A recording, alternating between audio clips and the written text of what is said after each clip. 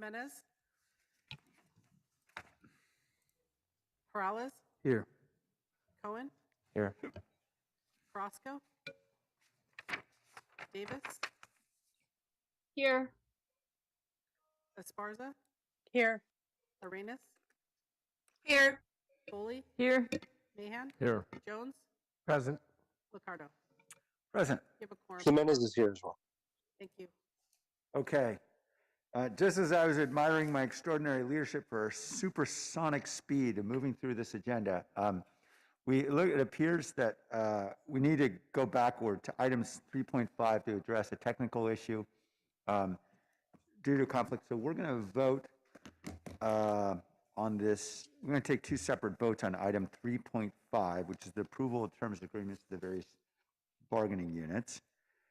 And so I'll entertain a motion. I guess do we have to reconsider first, or can we just vote separate? The move to reconsider. Second. Yeah, you do All right. have to move to reconsider, but Okay. then you have to vote. You don't have to reopen it or anything like that for comment. Okay. We will first take the vote to reconsider. Okay, I have a motion. Who's the second? Got it. Okay, Jimenez. Yes. Perales. Yes. Cohen. Aye. Roscoe. Davis. Yes. Esparza. Yes. Arenas. Yes. Foley. Aye. Mahan. Aye. Jones. Aye. Licardo. Aye. Thank you. Okay. here. Thank you. Is that a yes vote on reconsidering 3.5 as well? Carrasco? Yes. Yes. Yes. Thank you. Okay.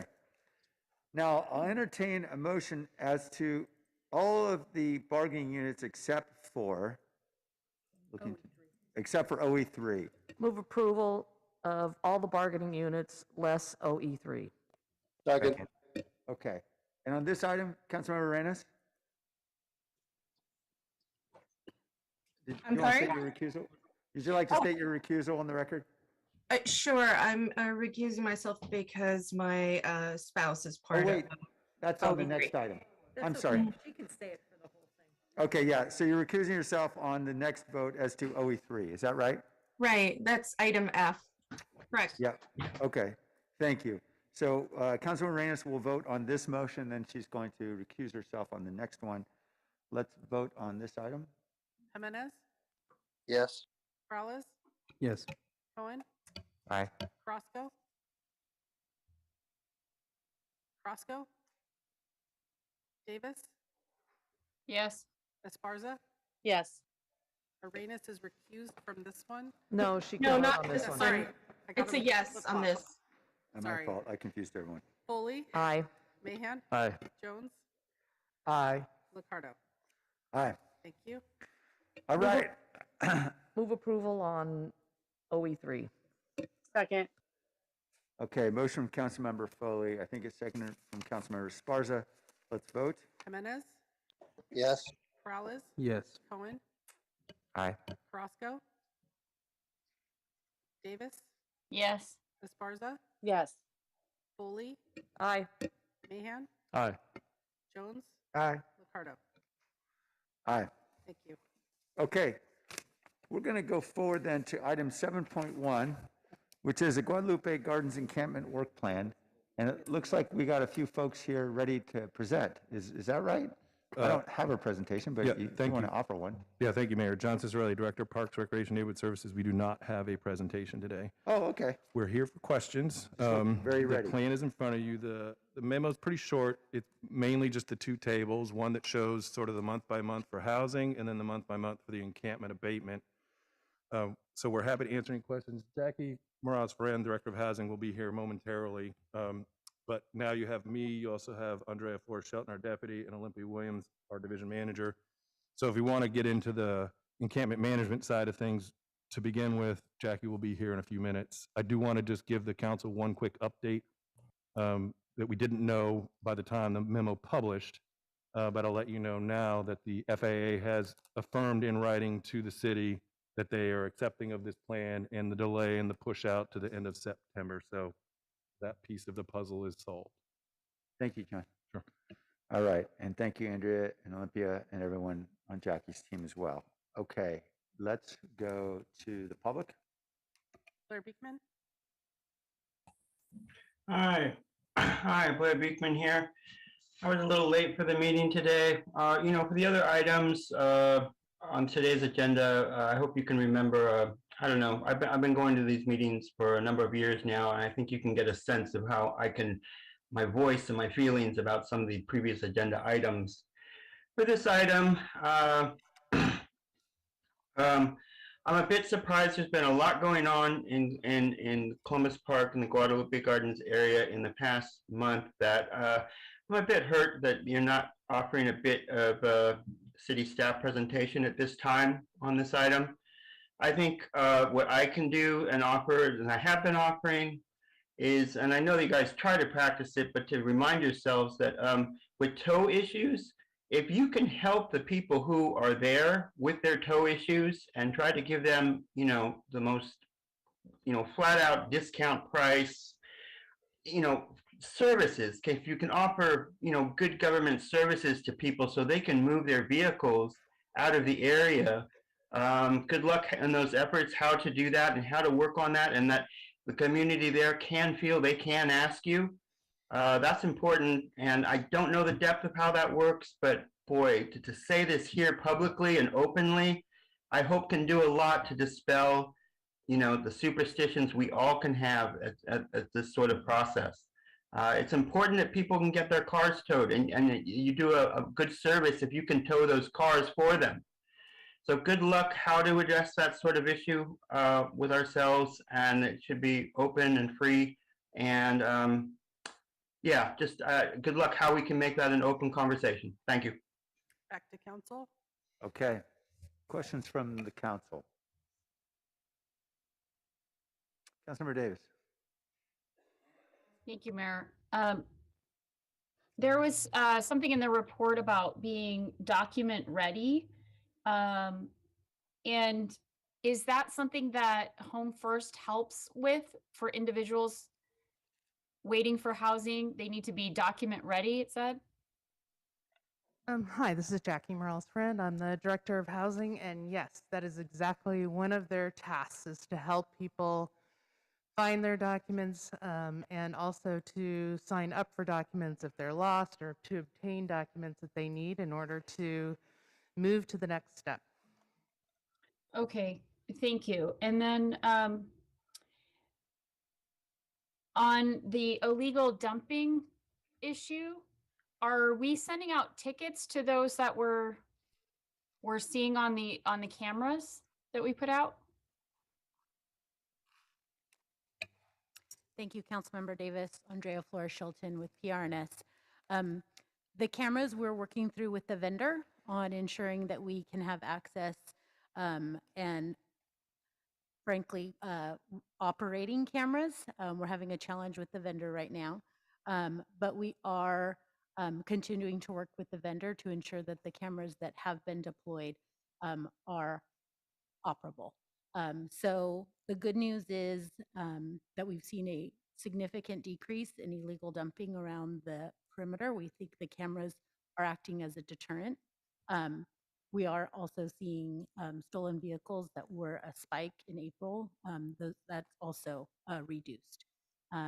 We also have noted there is a camera on Taylor and Irene that actually has PD has a camera on it. So anything that we're doing with BSJ is in coordination with Code and PD. So we will continue to work with the vendor to make sure that we can have cameras that we've deployed also be implemented fully. So what I got from that, Andrea, is we have some cameras, but we maybe don't have the footage. We're basically using them in a deterrent mode right now. We're not ticketing anyone based on the activity that we see in the cameras because we can't see the footage. Yeah, we are experiencing challenges with the vendor because I too wanted to make sure that that footage was handed over to code enforcement and PD as soon as possible. And we unfortunately are having hiccups with the vendor to access that. Okay. Thank you.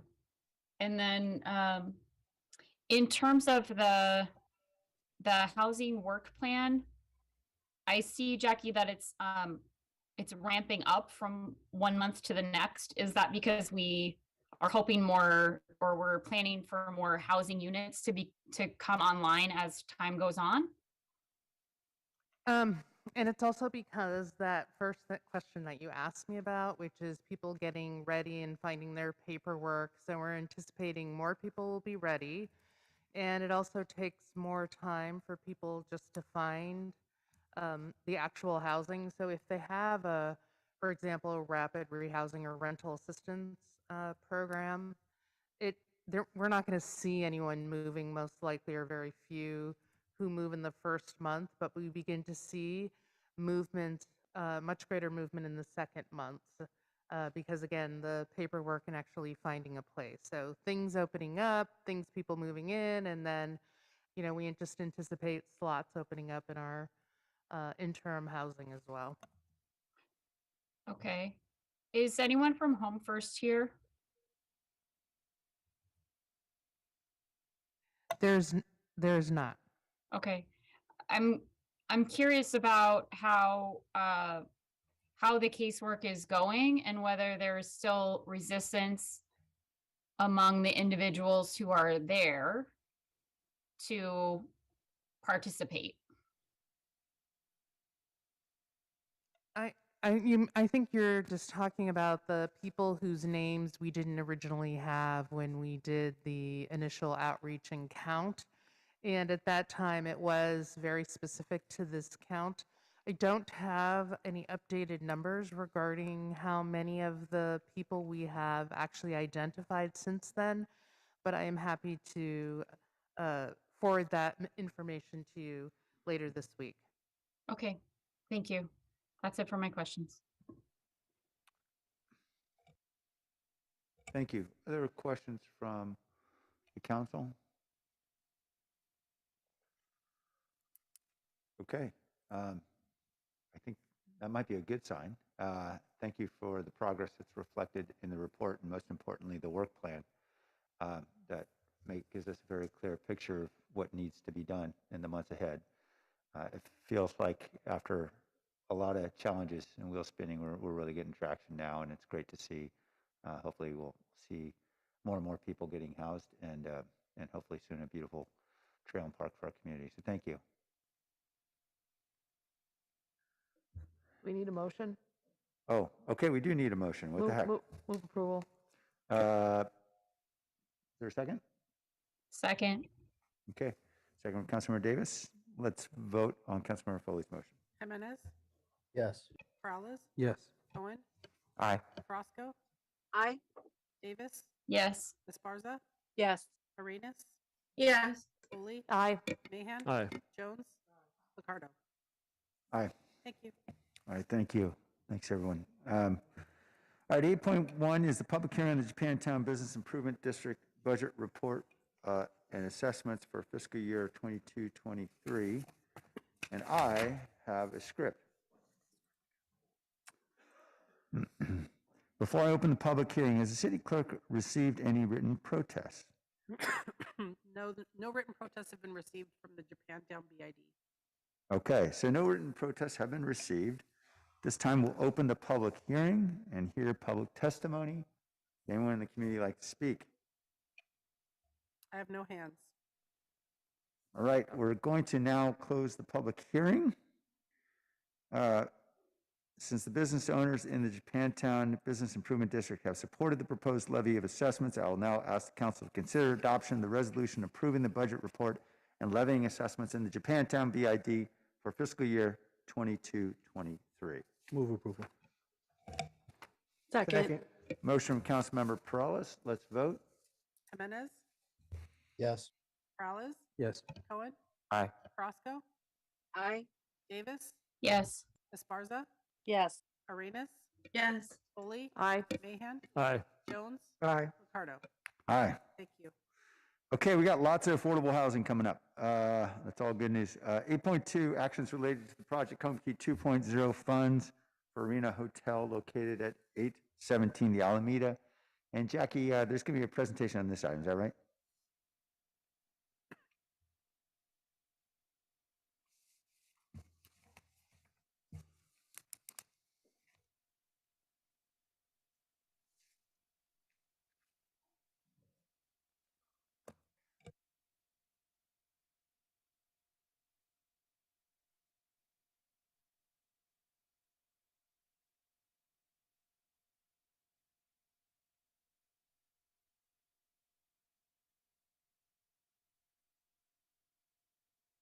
Welcome, Jackie. Welcome, Kemet.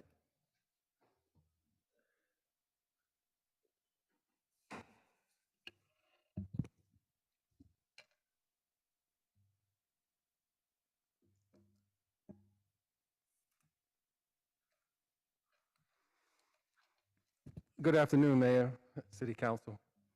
I'm Kemet Mawakana, the Division Manager in the Housing Department.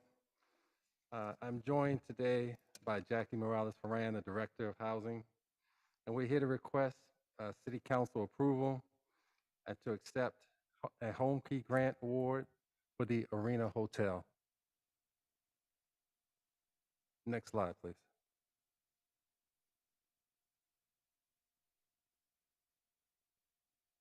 Is the slide going to change?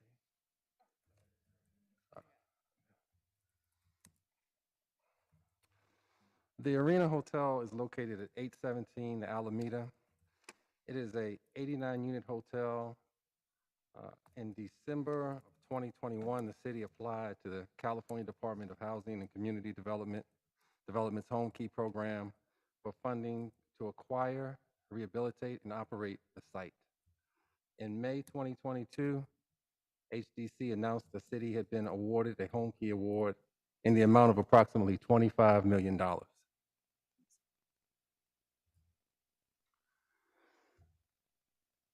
The city is working with the developer, Urban Housing Communities, and the service provider, Home First, on the site. In the short term, the property will provide immediate interim housing to individuals and families experiencing homelessness. Such individuals in the surrounding areas will be invited to the property, and it is anticipated the residents at the Guadalupe Gardens encampment will be invited as well to the property. In the long term, the city will work with the developer to redevelop the site into permanent supportive housing for individuals and families experiencing homelessness.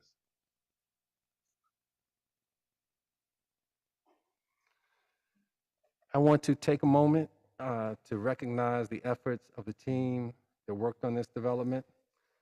John Bigley from the Urban Housing Communities, Hannah Hardy from the Attorney's Office, Kevin Ice from the Real Estate Division, and Isaac Arona from our Housing Department.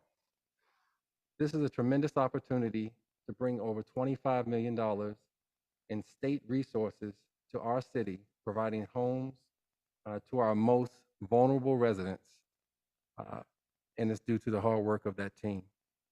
This concludes our presentation, and we are available for any questions you might have.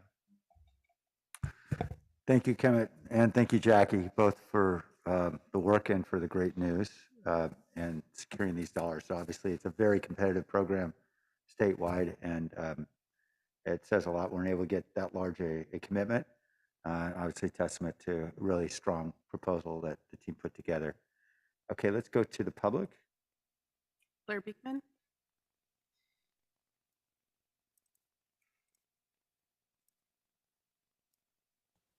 Hi, Blair Beekman here. My mouse is having difficulty, unmuting. Sorry. Yeah, for this item, first a thank you. On my previous public comment, I know the city government really tries hard to come through for the community, but there's that issue of superstition that I hope by talking about it can be of help to all of us.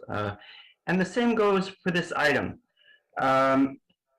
Myself, the Home Key project and this particular project has been in the works for quite a while now, but I wanted to remind yourselves in the importance of the Home Key work that we're doing, that we have been practicing for years now, like really good housing plans and how subsidy can help fund people who need housing desperately.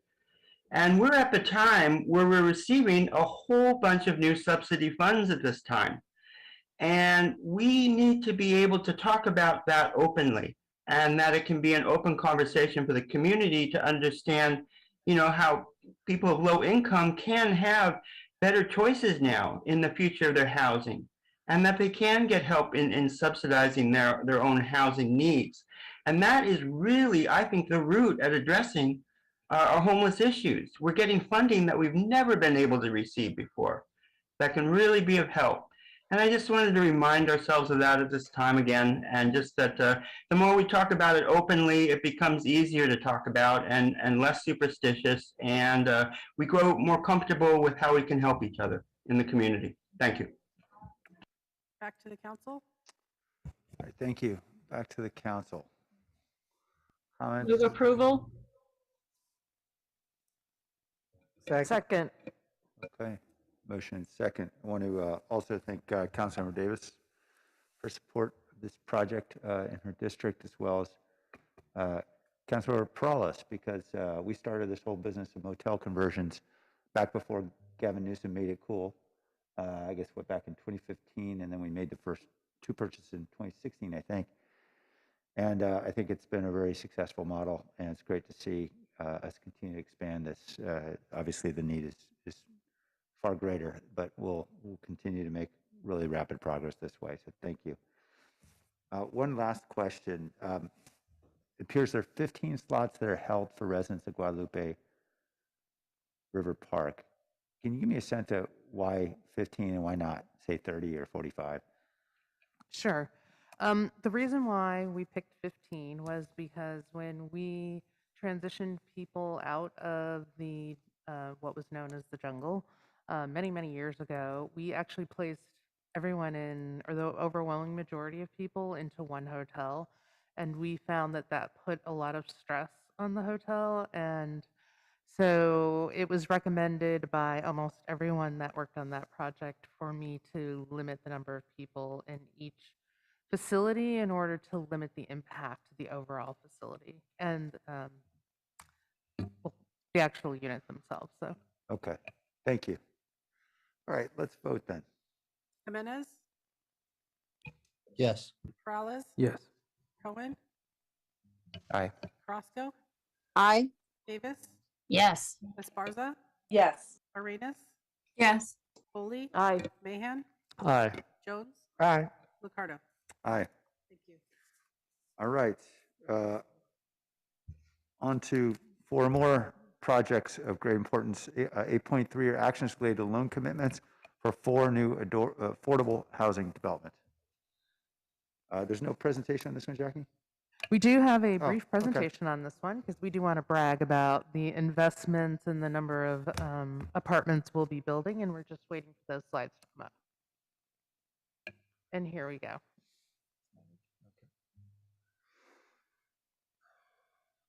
Again, good afternoon, Mayor and City Council. Kemet Mawakana, Division Manager in the Housing Department, along with Jackie Morales-Ferran, Director of Housing. I'm happy to bring forward the first funding commitments resulting from our recent Notice of Funding Availability process, which was issued in December of 2021.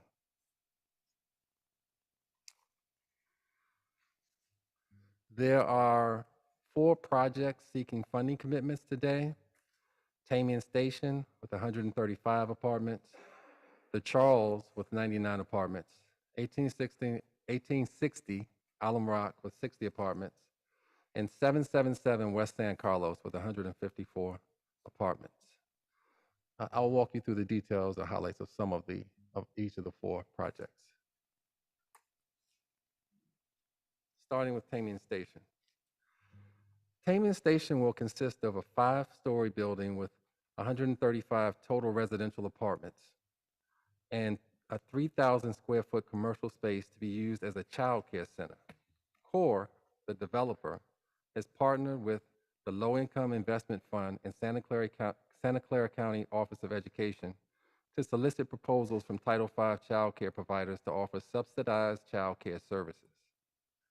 Other site amenities include outdoor courtyard space with a splash pad, access to 2 rail lines, a bus line, access to an adjoining public park, a gym, community room, and business center. As you know, this is a part of a larger market rate and affordable development located on VTA land. The market rate developer will be meeting their obligations under the inclusionary housing ordinance by contributing financially to the affordable housing development. The housing department team is currently working with the partners to finalize the plan to meet the inclusionary obligations on the site. This agreement will be finalized prior to submission of their application to CILAC, the California Debt Limit Allocation Committee, on August 9th, 2022.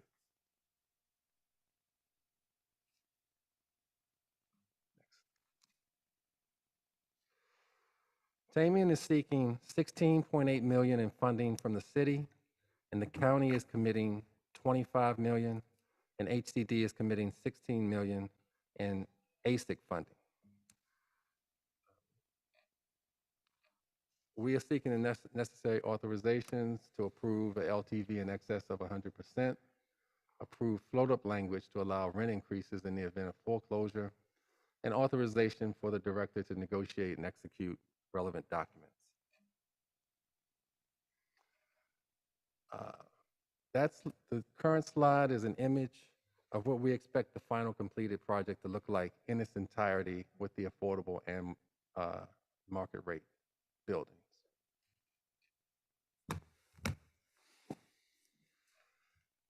The Charles, back up.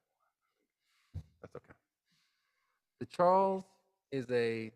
Charles is proposing to develop, own, and manage a 7-story, 99-unit, 100% affordable housing development located at 551 Keys Street. More than half of the apartments will be for extremely low-income families. The amenities of the project will include below-ground parking, a large community room with an attached kitchen and pantry, office space for property management and on-site resident services provider, laundry facilities, locked bicycle storages, and an outdoor landscaped open space for walking, recreational use, and connection to the trail at the rear of the property.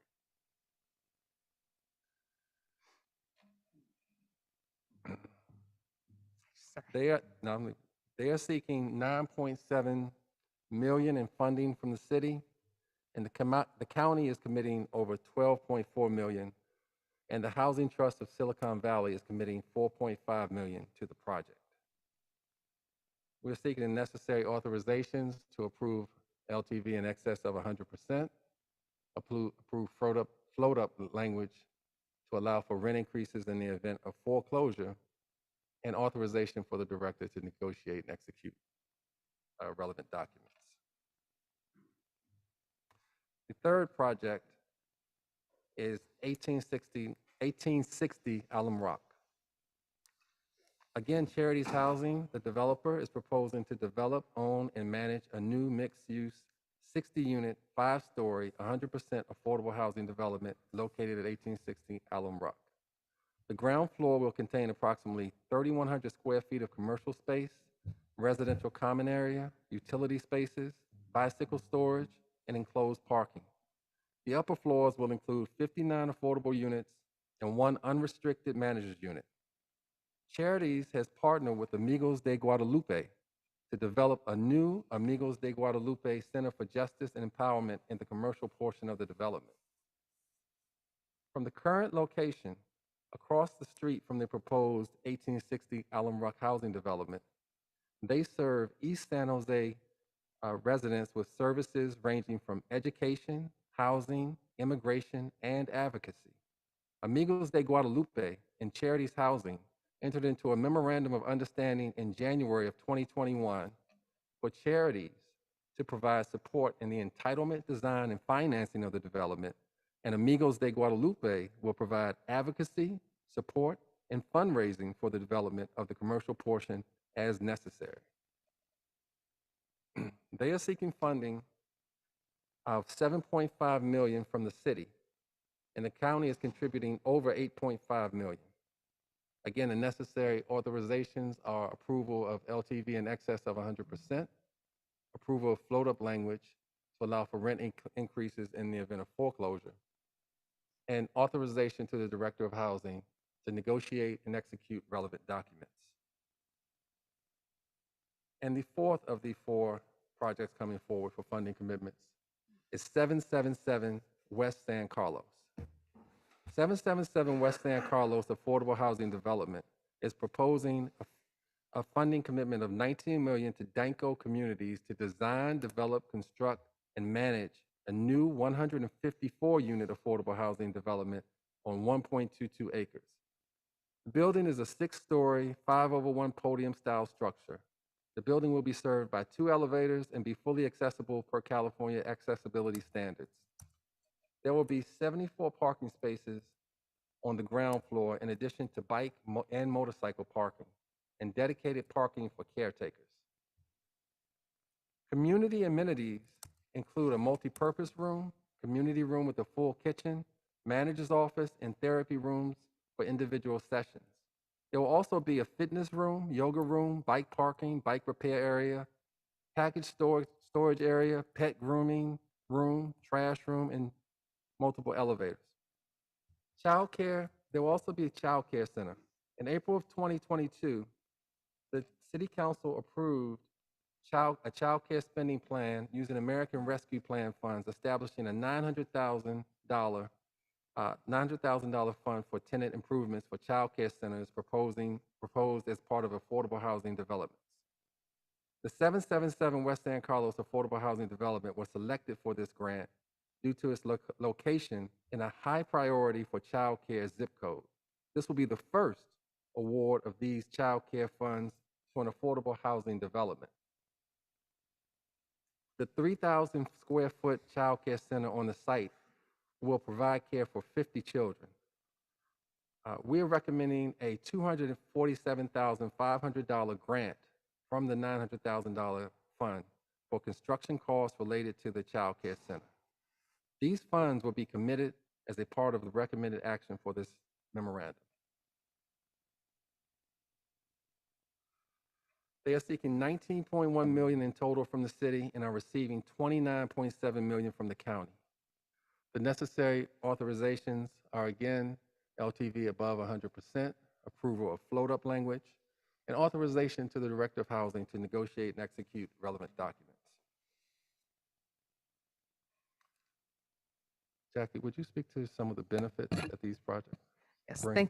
thank you, Kemet. So yes, I think what I was struck by listening to some of those descriptions is how closely affordable is now coming to having a look and feel of what market rate developments have. So with childcare on site, bike facilities where people can repair, fitness rooms, places where people can have community space are things that really help to make a place seem like home.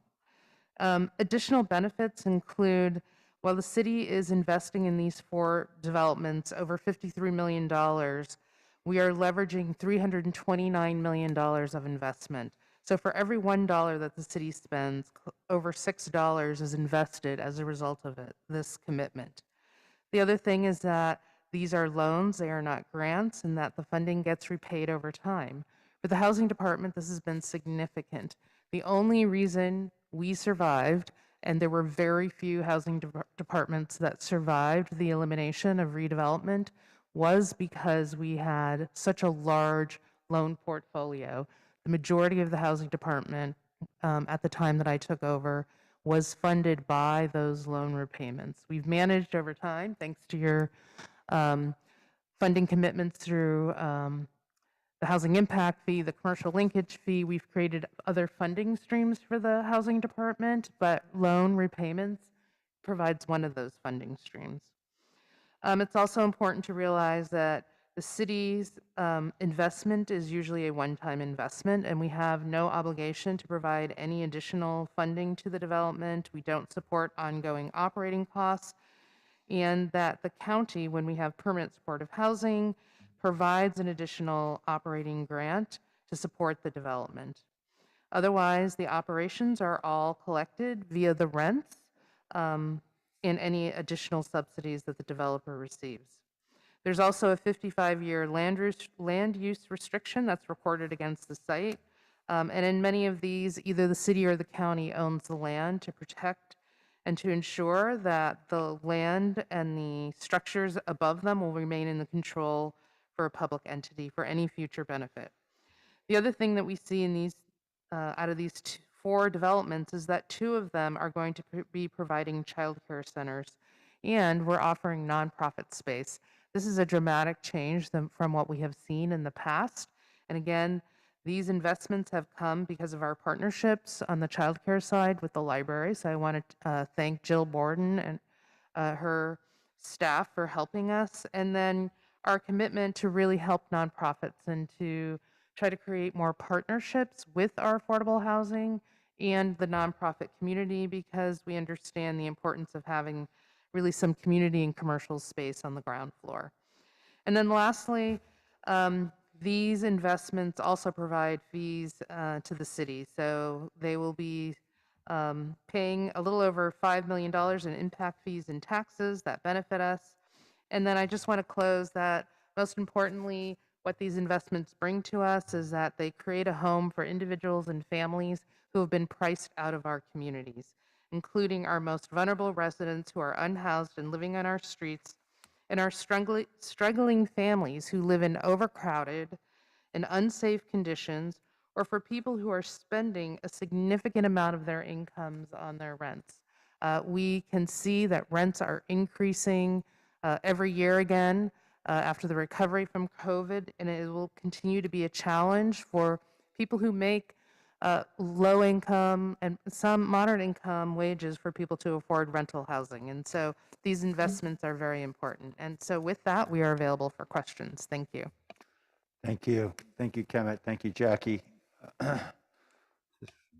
Wonderful progress and good news. Let's go to the public first. I have no hands up. Okay. Councilmember Foley. Thank you so much. This really is tremendous news. The amount of units that are being developed in these 4 projects are just outstanding. And while it doesn't solve our housing problem, it gets close. It gets furthers along, and that's really, really important. I'm really impressed by the number of large units that are family units. That's the one thing when you're building affordable housing, and I have a lot of units going up in District 9, there are a lot of one bedroom studios, 1 or 2 bedrooms, but this has a lot of focus on families, which I think is really, really critical.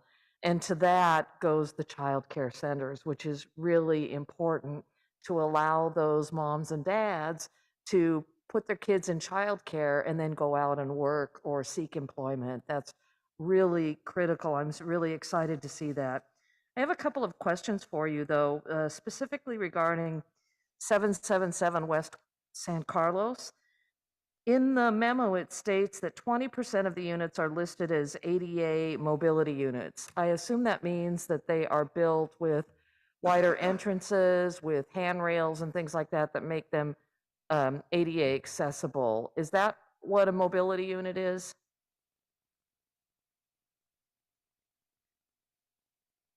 I'm sorry. Could you summarize your question again? The 20 in the West San Carlos development, the memo calls out that 20% of the units are listed as ADA mobility units. What does that mean? So it means that those units will be accessible. Okay. So, And it includes both physical accessibility and sight and hearing. got it. Okay. So that's great. But no mention is made on the other 3 projects. So is that not a component of the other 3 projects? Wouldn't ADA compliance also be required in those projects? All the projects are required to have minimum ADA accessibility. We did in this particular notice of availability for funding, I think it was in this one, that we did 2 things. One is we prioritize families, so thank you for noticing that. And the second thing is we did include some standards on accessibility and are beginning to encourage our developers, because there's a way to meet the letter of the law and actually for your apartment building to not actually meet the needs of people who are in wheelchairs or of other accessibility issues. And so we're beginning to do audits in our developments and actually visiting them with people who have disabilities to see how they actually work. And then with that, we're going to try to provide additional feedback to developers on how you can design buildings that are, actually work for people who have disabilities. And so we do have a whole body of work that is beginning to focus on this issue because we feel it is very important. I couldn't agree more with you, Jackie, and I'm so excited to hear that. ADA is a floor, not a ceiling. ADA is where we start, but we need to get better than that. So I'm so excited that you're focusing on that. It's really important that we help those who have accessibility issues get access to these units as well. The other question so thank you so much for that. The other question I had is regarding Tamian Station. There's a mention of 5.6 acres of parking. It's a lot of parking. Does that include other things besides the parking? Or am I misreading the memo? Or are you planning for RVs or some other component?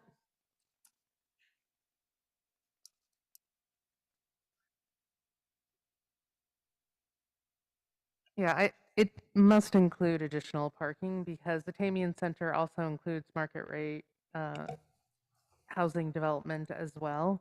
But we can get additional information for clarity. Okay. Is it possible some of that might be multi-use for the station as well? I'm not I sure. was thinking that I as was well. wondering that too. Okay. Yeah. Great. That's all the questions I have. Thank you. And I will move to approve. Second. All right. Thank you, Councilmember Foley. Councilmember Arenas. Thank you. I'm just piping up about recognizing all the efforts from staff to get us to this point. where we are talking about a lot of projects that will support families. And so I wanted to thank you, Jackie, for your leadership, for making sure that our families can remain in San Jose, and that they're going to be in beautiful facilities with on-site childcare. That money is going to come from is coming from our ARP funding that we Oh, yeah, it's just, end of last year. And so everybody here has supported that. And so it's just wonderful to see this get funded right away. I thought there was going to be a delay in this, but it's really wonderful to see all of this, all of these projects come into the pipeline. And I was wondering, is there any additional projects that are in the pipeline that are eligible for childcare tenant improvements? And for the fund that we have? We're continuing to work to identify potential other developments that will be able to include childcare. So it is something that we are now in discussions with each developer that we meet with, and we try to get the word out early because the childcare facilities often can require outdoor space or particular planning requirements. And so it really does require that we are out in front. Awesome, awesome, awesome, awesome. And I would encourage for there to be childcare beyond 5 years of age. I know that a lot of the times we think about up to 5 because they potentially are not in school, but there's a lot of school-age children that need care just as much. And so hopefully that's something that can be incorporated. How will they determine the age range for that, the capacity to serve children? So in terms of the capacity to serve children and the age range, that is something that the developer, my guess, is going to be working on depending upon the space needs, because the space needs are all going to be very different depending on the kids. So ideally, and I don't know if Jill has anything more she would add on how we decide or partner with people in terms of the different facilities that are going in. I guess it would make a difference, Jackie, only in that it would help determine what kinds of families you're able to accept. And if you're going to accept families with children under the age of 6 or above 6, based on what that facility is limited to. Hi, Councilmember. This is Jill Bourne, City Librarian. Yeah, we initially scoped the projects around early childcare, 0 to 5, but that's, doesn't mean that we can't reach out to our partners and explore what additional childcare could look like for sort of the 5 to 12 set, after school, summer, that sort of thing, and what the flexibility would be, and then we could bring that back to council. Yeah, that would be wonderful, Jill, since we know that in the pipeline, there's also preschool for all. And so those children will be served by our school districts soon enough. And I'm going to knock on wood. And I think the older children are the ones that are going to end up needing our support. So I'm excited. Congratulations for incorporating this into these projects. And so just wanted to thank you and ask those couple of questions. This is a wonderful day for all of us, and we're here to celebrate with you, Jackie, and all of the housing department. Thank you. Thank you. thank you. Other questions? I just had a few. Councilor Phil, you had your hand up? No, that's from before. Okay, great. I did just want to jump in on, we found the response on the 556 parking spaces. So it included the authority for transit spaces as well. So there's 147 that are the transit parking. That was part of that. There's some private parking as well for residential and the communities, and some short-term parking for the transit as well. So that's why there's so much parking. Thank you, Jackie. I appreciate that. Thanks, Jackie. I'm super excited by the childcare, the inclusion of childcare in 2 of these developments. I think it's wonderful, and I know wasn't easy to integrate. Appreciate Jill's partnership on this. We've been hearing lots of griping from, well, all kinds of developers, but particularly affordable housing builders about having that commercial space on the ground floor, and it's great to see an amenity that's going to be really critical for so many families. I assume that the childcare would be open to non-residents of that facility as well. Is that right? Okay. Jackie's nodding her head saying yes. Okay. Just for the record. Okay, great. All 4 of these projects have to go to CLAC for funding. Is that right? I'm sorry, that's correct. The, And I'm the glad, application date is August 9th. yeah. Okay. And I'm glad, obviously, we're doing our part and pushing them forward. But we know we've had challenges with CLAC in recent years. What are our chances in getting all 4 of these through the chute? So what we're going to have to do, and I don't know if the team has done this yet, is we will be working with the county to identify what other projects are coming in from our area. You know, the wild card is, I believe, San Mateo is part of our area as well, and sometimes we're not as informed. We are trying to work with the county. We used to do this 10 years ago where we would kind of try to control the pipeline so that we wouldn't have our own developments competing against each other. And so we're trying to look at a model that will help us to better align our funding and our submittals. So at least on this county side, we're not trying to oversubscribe or compete amongst ourselves. The other piece is we want to use the 9% more.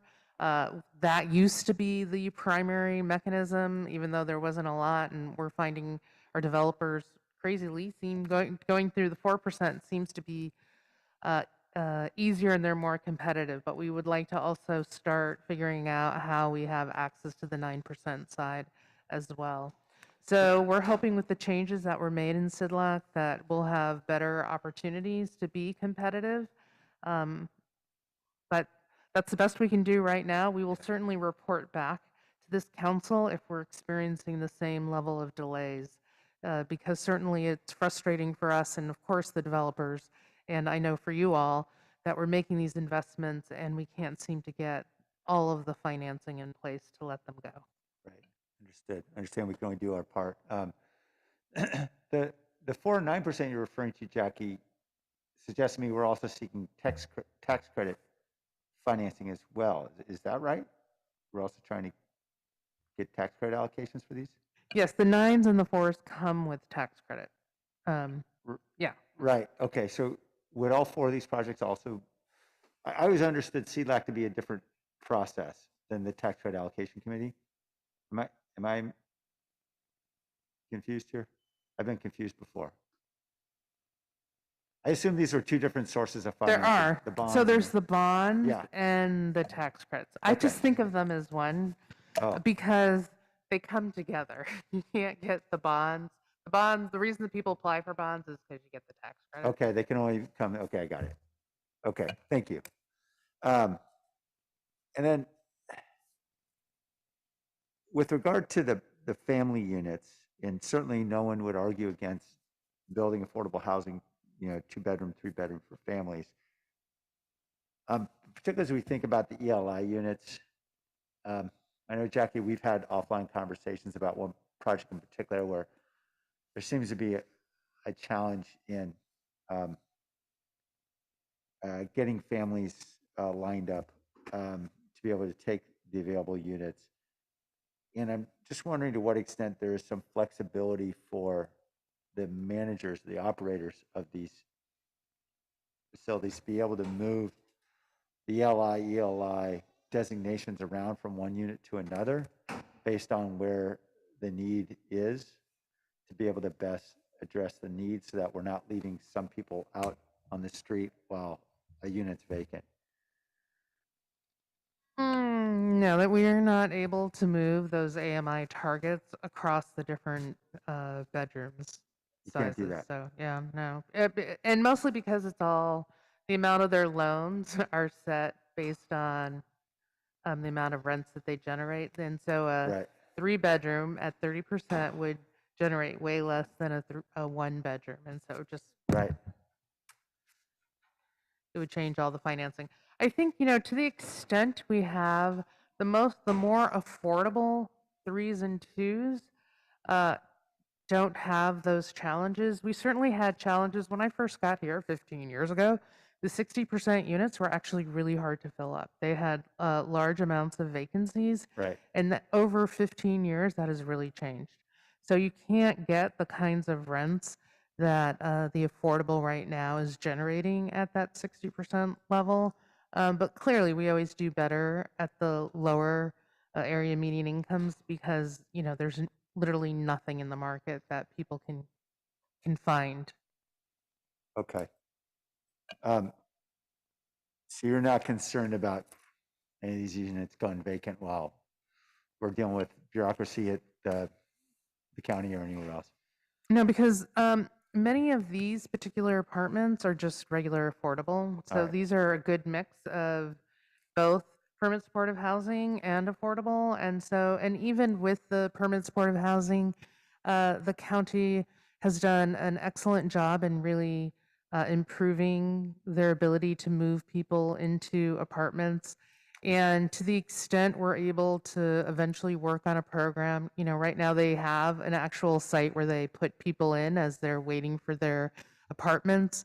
Our EIHs can act as the same mechanism as well. As we begin to see these larger buildings open up, we know we can create opportunities for people to be in a place, get all their paperwork, and be ready to move.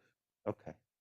Well, thank you, Jackie, and thank you, Kemet. This is great to see this kind of with 448 units. That's going to help an awful lot of families. So that and people, and that's great.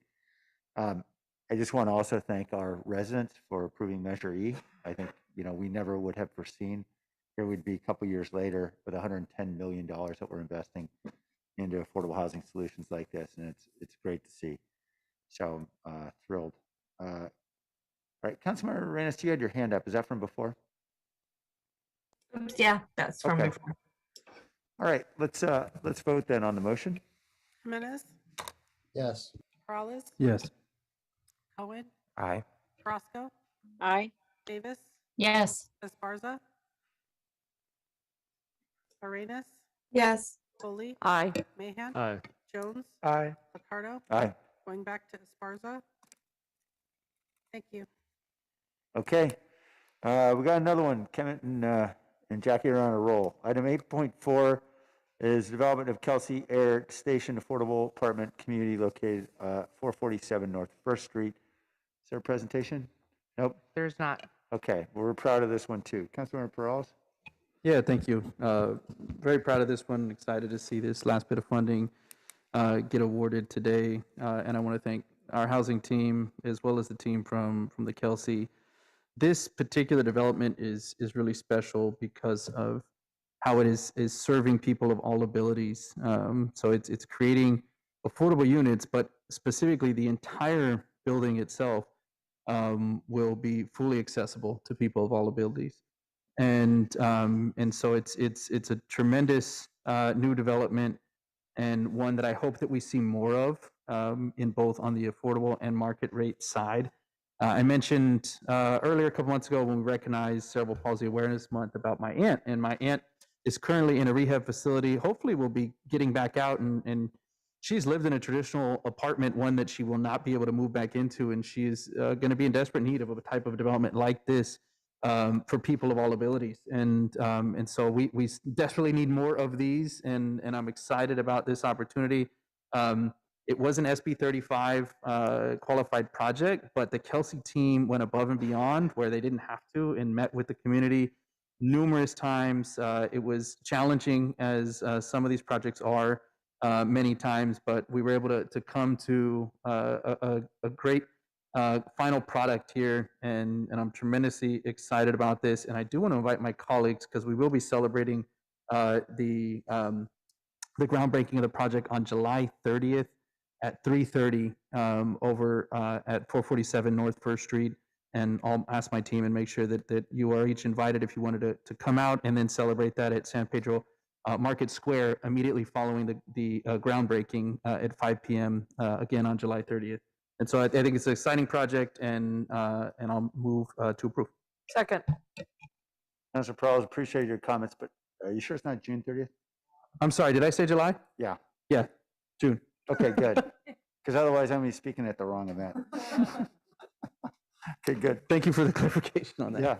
And thank you, council member, for your leadership in the community. This involved a lot of tough conversations because we do have a single family neighborhood right behind it. There was a lot of concern about the density and size and so forth. And the developer, the affordable builder here is really, I think, very collaborative. And I'm glad what has resulted is something fantastic like this. All right, let's go to the public. M. I just want to thank the people who made this a fully accessible project. I'm thrilled to hear it and wish I had seen these years ago. So keep up the great work and thank you very much. Back to Right. council. Okay, any other members of the council like to speak? All right, let's vote. Jimenez, Yes. Peralez, Yes. Cohen, Aye. Carrasco, Aye. Davis, Yes. Esparza, Arenas, Yes. Foley, Aye. Mahan, Aye. Jones, Aye. Picardo. Aye. Okay, thanks you guys. We're on to item 8.6, which are actions related to quick build emergency interim housing. And I see the team descending. Welcome, Jim and Rosalind. Matt.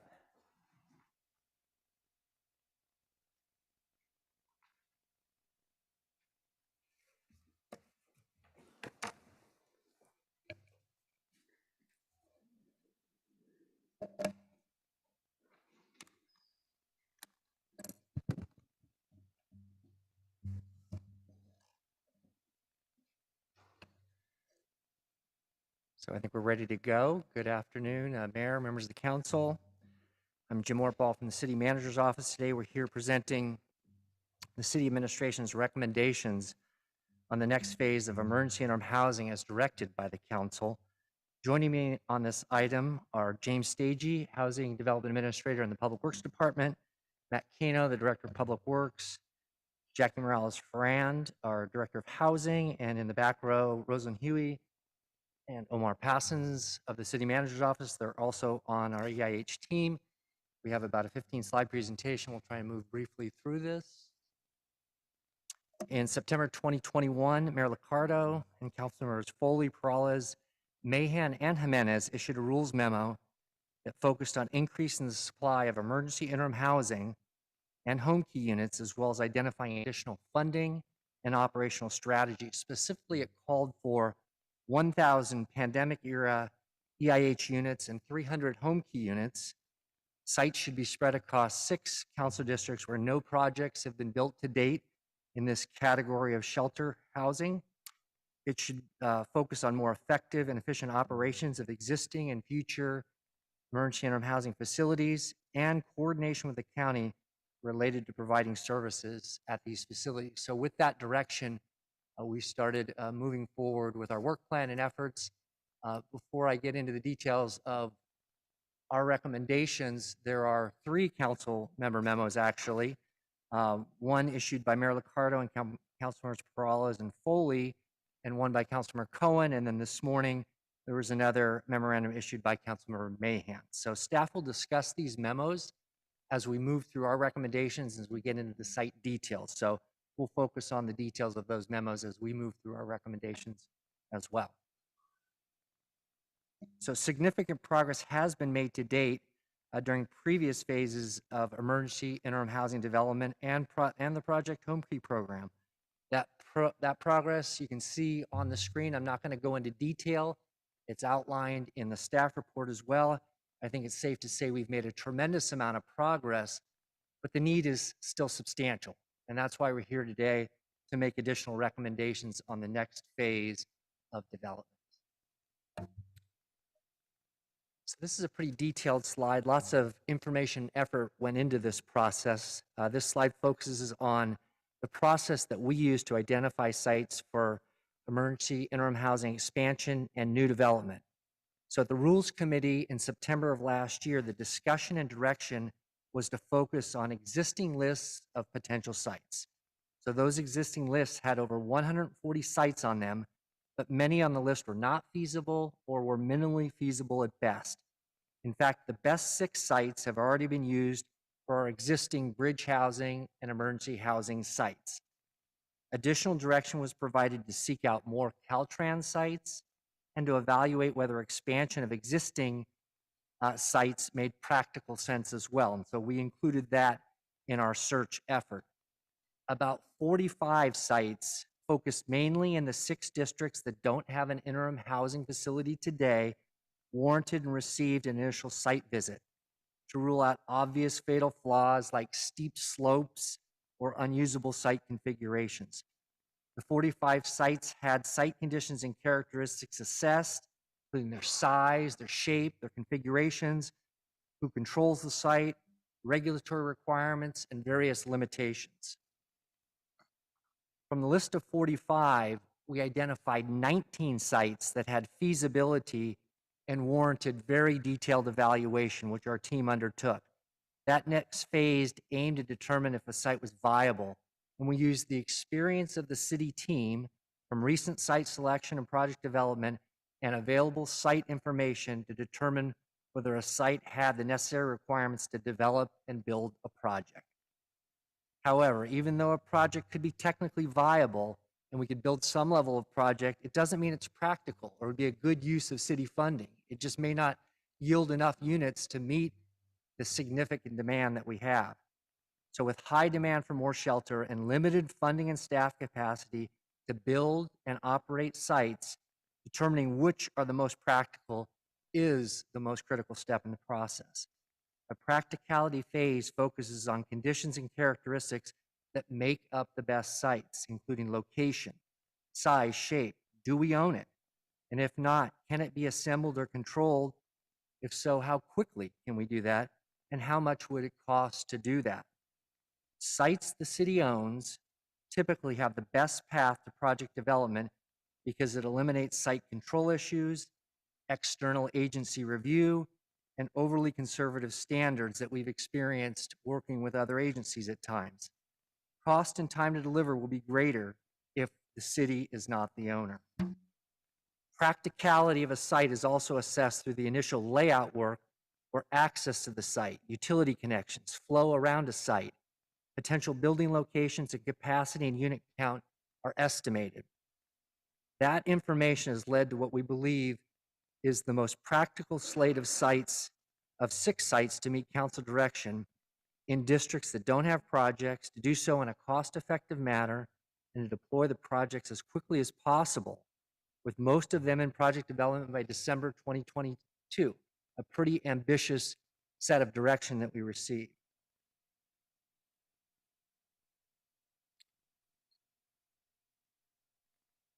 So this slide shows the 6 sites that staff is recommending for immediate and future development. You can consider these 6 sites in pairs.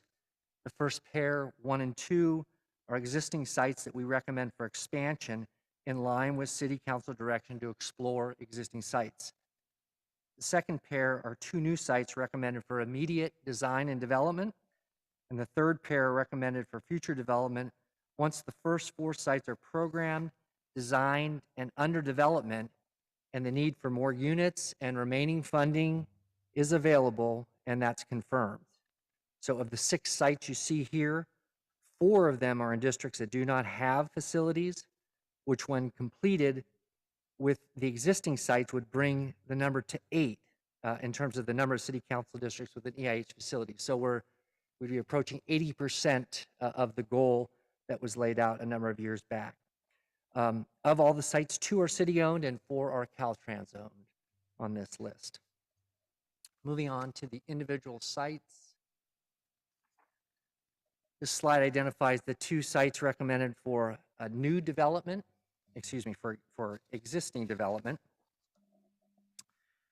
expansion, I mean, and the city-owned Guadalupe site currently under construction and the Rue Ferrari site, currently an existing site lease from Caltrans that has capacity to expand both within the existing perimeter and on the undeveloped land on the site. Both are efficient sites for expansion from a development and operations standpoint. I think we've proven out the Rue Ferrari site, and we anticipate a similar experience with the Guadalupe site as well. This slide identifies the two sites recommended for new development, a city-owned site on Noble Avenue in District 4, and a Caltrans-owned site at 85 in Great Oaks in District 10. As with any new site, none are perfect. All of them have challenges. We've always experienced that, and I'm confident we would have challenges here too. But I think as far as new sites go, these two have many practical advantages. The Noble site is city-owned. It's nice sized at about 2 acres. It's flat, it's accessible, it has utilities nearby. The project can yield about 100 units, making a major contribution to the 400-unit gap we're trying to close. We do acknowledge, though, there are potential proximity concerns with the residential neighborhood. Both the mayor, Councilmember Peralez and Foley memo, and the Councilmember Cohen memo have recommendations related to this Noble Avenue site. The Mayor Peralez Foley memo directs the housing department to explore the need for shelter for women and seniors and whether dedicating units towards those populations at the Noble Avenue site would be warranted. So that would be part of the design and project development evaluation and would be coordinated with the mayor's office, the council office, and the community. The Cohen memo recommends that community outreach be initiated on the Noble Avenue site before the city council approves the site for development.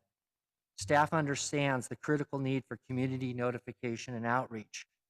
We think that it should be with the understanding, though, that a project is planned for this location, and the notification outreach would aim to inform the community of the siting, the ideas for design, operations, and how to approach community compatibility be a critical focus of the outreach, and it not be given the opportunity to reject the site. We've experienced that before. What we could approach is something similar to what we did in District 2 and 6 in 2020 when we developed a couple of projects very rapidly. Both of those districts held initial community meetings. We did experience opposition in District 2 from surrounding neighborhoods, but ultimately, through the design and development process and the good work of the council office and the community advisory committee, a collaborative effort emerged to create a good coexistence between the surrounding community and the emergency interim housing site. And so some of that approach could be applied at the Noble site. We would recommend that we work with the council office, the mayor's office to figure out what's the best way to proceed from a community outreach standpoint. And then moving on to the 85 Great Oaks site. At first glance, the large site at 85 in Great Oaks could deliver up to 100 units as well. It has many good characteristics. However, as we noted in the staff report, when coordinating with Caltrans on that site, they informed staff that the 30-foot setbacks that we've previously had projects approved with were likely changing to about 50 feet. And on narrow sites, that's substantial. That can have an impact. And in addition, they're planning to sell about 25 feet swath of the property on the southern portion of the site for an underground utility project. That could have impacts as well. But this morning, myself and James met with the developer of the project. They very much are willing to work with us. They still have a go, no-go decision to make on the project, but we believe this is still very much a viable site and think it should be, we should proceed forward in that evaluation. Moving on to the last two sites that we're recommending. We're recommending as future priorities. They're both Caltrans owned at 680 in Jackson, 85 in Prospect. The reality in both districts 5 and 1 is they're densely developed. They have limited available sites, particularly publicly owned sites. Extensive efforts were really undertaken to try and find sites in those districts. This is essentially all we could find. We think, though, we should keep them as future priority sites. They're smaller. They could yield about 50 and 30 units respectively. Again, once we've made progress on the first 4 we recommended, we would come back to these and see what the need is, what the funding availability, and then move forward from there.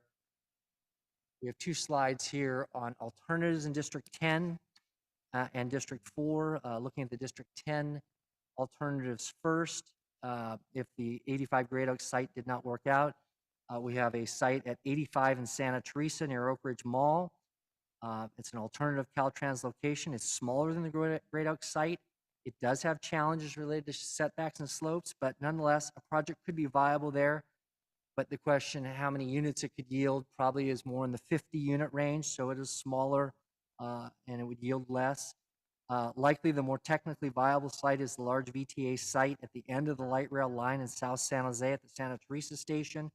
It's a large 35-acre site, and it has areas that are undeveloped on the site, about a 4-acre portion of the site on the southeast corner, furthest away from residential, could make a very practical emergency housing site alternative. There are memorandums that speak to this location as well. The memorandum from Councilmember Mahan recommends that staff work with his office and the mayor's office to evaluate a slate of alternative sites. And then the Mayor Peralta's Foley memo suggests looking at alternatives only if the 85 Great Oaks site proves not viable. Moving on to the alternatives in District 4. This slide identifies 2 sites in District 4 that were initially considered alternatives if the Noble Avenue site was not the preferred site of the City Council. The 2 sites are primarily San Jose Water Company owned sites. They're privately owned. So given the interest in alternative sites in this district, staff presented these alternatives and initiated further work to determine their viability. We posted a supplemental memo this morning, and the first site, the Pecton Court site, actually has been sold by the water company to a private developer. The other site is one that they are still using for utility purposes, the 3.5 acre site on the picture on the right. And so they've indicated it's not available to us for city purposes. So we've focused our attention back on the 1.1 acre and 0.5 acre site on the upper left corner of the picture on the right as a potential site, a small site, maybe up to 30 units. So that could be an alternative in District 4 as well. The water company did offer a couple other sites. One was too small, and the other one we had previously looked at. It had access challenges and is in a high-risk flood zone. And with that, yeah, and I'm going to turn it over to Jackie, who's going to talk about the funding aspect of the program and operations. Thanks, Jim. First of all, thank you for showing such leadership in helping us to identify sites. The Housing Department's very grateful for the work that you've been doing. The Housing Department has worked with the Budget Office to develop a funding proposal that really ensures that we'll be able to operate the sites as we go forward. As you know, that's always been my primary concern, is that we want to ensure that we can build them, we can continue to create services for people who are living there. And so the Budget Office prepared and you all approved the MBA number 3, which provided a detailed overview for that funding plan that allows us to expand our emergency interim housing sites in San Jose. Part of that plan includes a commitment of $60 million of general fund and ARP money in order to create a development and operations budget and plan as we move forward.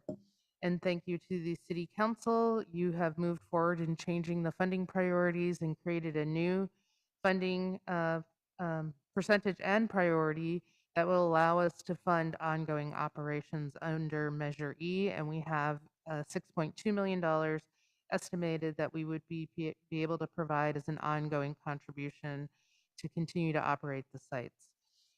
This all assumes that we're going to have, the sites will cost us about $15 million to develop, design, and construct the new facilities, and that's $15 million each. And then it does assume a $3.5 million annual operating cost, and we did increase the cost by 3% every year to demonstrate growth in what those costs would be, and therefore we believe that this budget that we provided to you all, is achievable given what we know today. Next slide. And thank you to the mayor's office and the mayor. We have a partnership with the San Francisco Foundation. We were able to get under contract Home Base, who's conducting a study of the operations of the EIHs with a goal to look at how could we improve their costs, reduce their costs, and improve their effectiveness. And so they're also looking at ways to how to engage the people who live there and ensure that they're part of the process. And consistent with the legislation that allows us to build these facilities, very core to that legislation was that we would move people into permanent housing. And so one of the parts of the study is to look at how can we improve those outcomes to ensure that people are not released back into homelessness, but that they actually find a permanent home. And so our plan to complete this study is hopefully late next year or late this year or early next year, and then with a goal to implement the recommendations that we would take to you, of course, first before we implement them to get your feedback in 23 and 24 contracts. I just wanted to reiterate that the way the sites currently work, we welcome residents who are unhoused, who are living in the surrounding areas of these facilities. So that's has been the first priority in filling up the sites. Secondly, we are committed to filling the sites up with people who live at the Guadalupe Gardens right now in order to make and reach our commitment of ensuring that we have moved everyone by the fall of this year. And then the next group is people that are reaching out or that our outreach teams have located across the city that are ready to go inside. And then finally, we take referrals from the hotline. But usually the facilities become filled after the first three priorities are reviewed. And then lastly, part of our work plan is to extend the legislation because it sunsets January of 2025. And so we really need to get back to that legislation and extend it. And hopefully to extend it in perpetuity so that we would not have to go back again. And so with that, that concludes my part. And I'm turning it over to James, who has worked for the housing department for, I don't know, 28 years and is now moved over to Public Works to continue our efforts in emergency interim housing. And I want to thank him for continuing his work. Thank you, Jackie. Yeah, it seems like 28 years sometimes. So it's great work though. Love it, and that's why I'm moving it over to Public Works as well. But the initial 4 sites, based on council direction today, staff will move forward with the design and development process at the sites approved. Sites where we receive direction for additional evaluation, Public Works staff will continue to work with the city manager's office and housing as directed. Same with the future sites. So the 2 sites that we have as future priorities, even though we may not be starting construction on those right away, we'll continue to keep evaluating those sites, looking at the things that we need to do to be prepared to start construction when the time comes. Sites that are greenlit, we'll do a deeper evaluation. So we'll start to order site surveys, identifying specific boundaries, looking at site grades, tree counts, really evaluating the sites to prepare for construction. We've conducted initial analysis for environmental conditions, but there are things that we're going to have to continue to look at for further analysis. And then concurrently, we'll be working with the partner agencies such as Caltrans, VTA on agreements. Okay, in terms of the next steps in the design and development process, Public Works staff will begin to refine early site concepts. These moderate level site concepts will be shared with the stakeholders during outreach process to gain input and perspective. And this includes people with lived experience. As we begin to finalize concepts, we'll fold in input that we receive along with any design parameters and the ongoing site evaluation. As with the previous EIH developments, staff will work with our current PW design consultant to further develop the concepts to a 30% design level in preparation for design build request for proposals. For the construction process of the EIHs, we're planning on a 2-step process, which includes soliciting a pool of EIH design builders through a request for qualification, And then the second step, as I mentioned, once our public works staff has reached the 30% design level, we'll release a request for proposal to our pool of EIH design builders and work with the selected developers to bring the design to 100%, at the same time starting some of the pre-construction activities, such as material orders, subcontractor coordinations, etc. We do plan to offset the design procedures, procurement and construction of each of the sites. The offset, or the sequential approach, will be based on things like site readiness, staff capacity, and market drivers such as materials, modular building demand, and developer capacity. Our goal is to keep these projects moving as expeditiously as possible.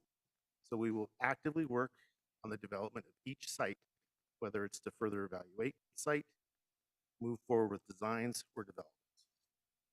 Lastly, Public Works will continue to work with the CMO's office and housing on any site controller or development obstacles. With that, I'll turn it back over to you. So I have the last slide here, and then we'll turn it back to the council. I have the last slide here, and then we'll turn it back to the council. So public notification and outreach related to bridge housing and emergency interim housing has been a challenge for the city and the community. In 2015, when the council directed community outreach with the goal of securing a bridge housing site in all 10 council districts, the community reaction was largely in opposition, unfortunately. But ultimately, the council and staff adopted more moderate interim goals of advancing 2 projects in District 3 and 7 in the initial years of the effort, with a longer-term goal of still citing a project in every council district.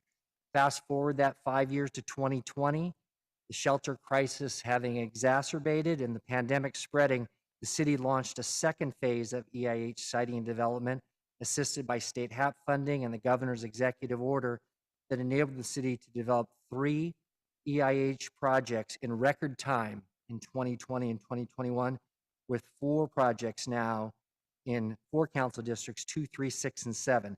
This third phase, directed by the council, aims to complete the goal of an EIH in all 10 council districts by adding 6 more sites across the city. I think it's fair to say that community acceptance probably has not changed a lot, except in areas where we have a BHC or an EIH project and we have a community advisory committee.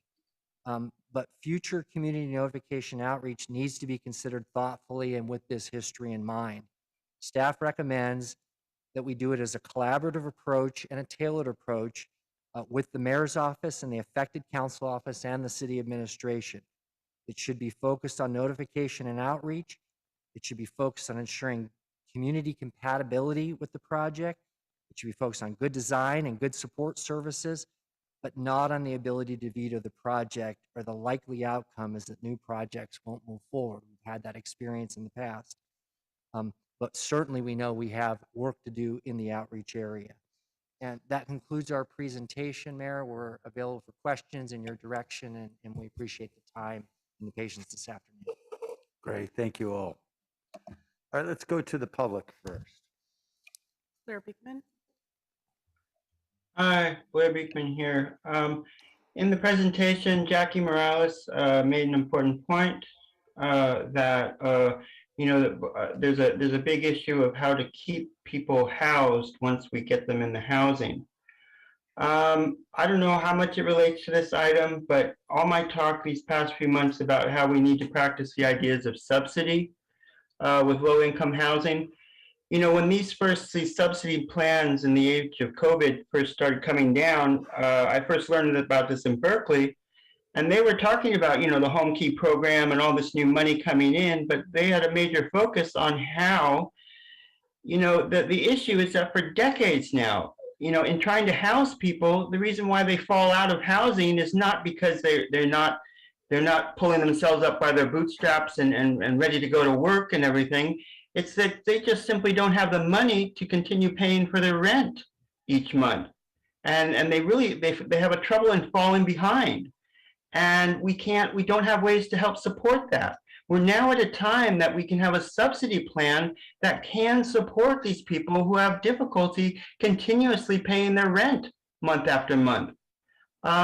That's the kind of things we're not talking about here that really need to be addressed. And I don't think it should be a fearful subject. It can be a bit dicey and difficult.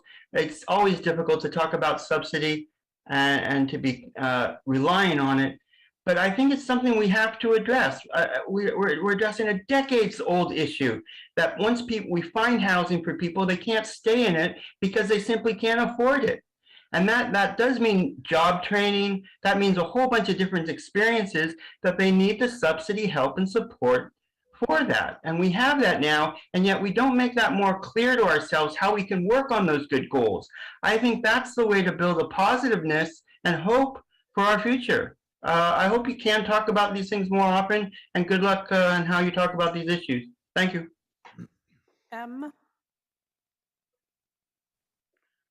Hi, thank you.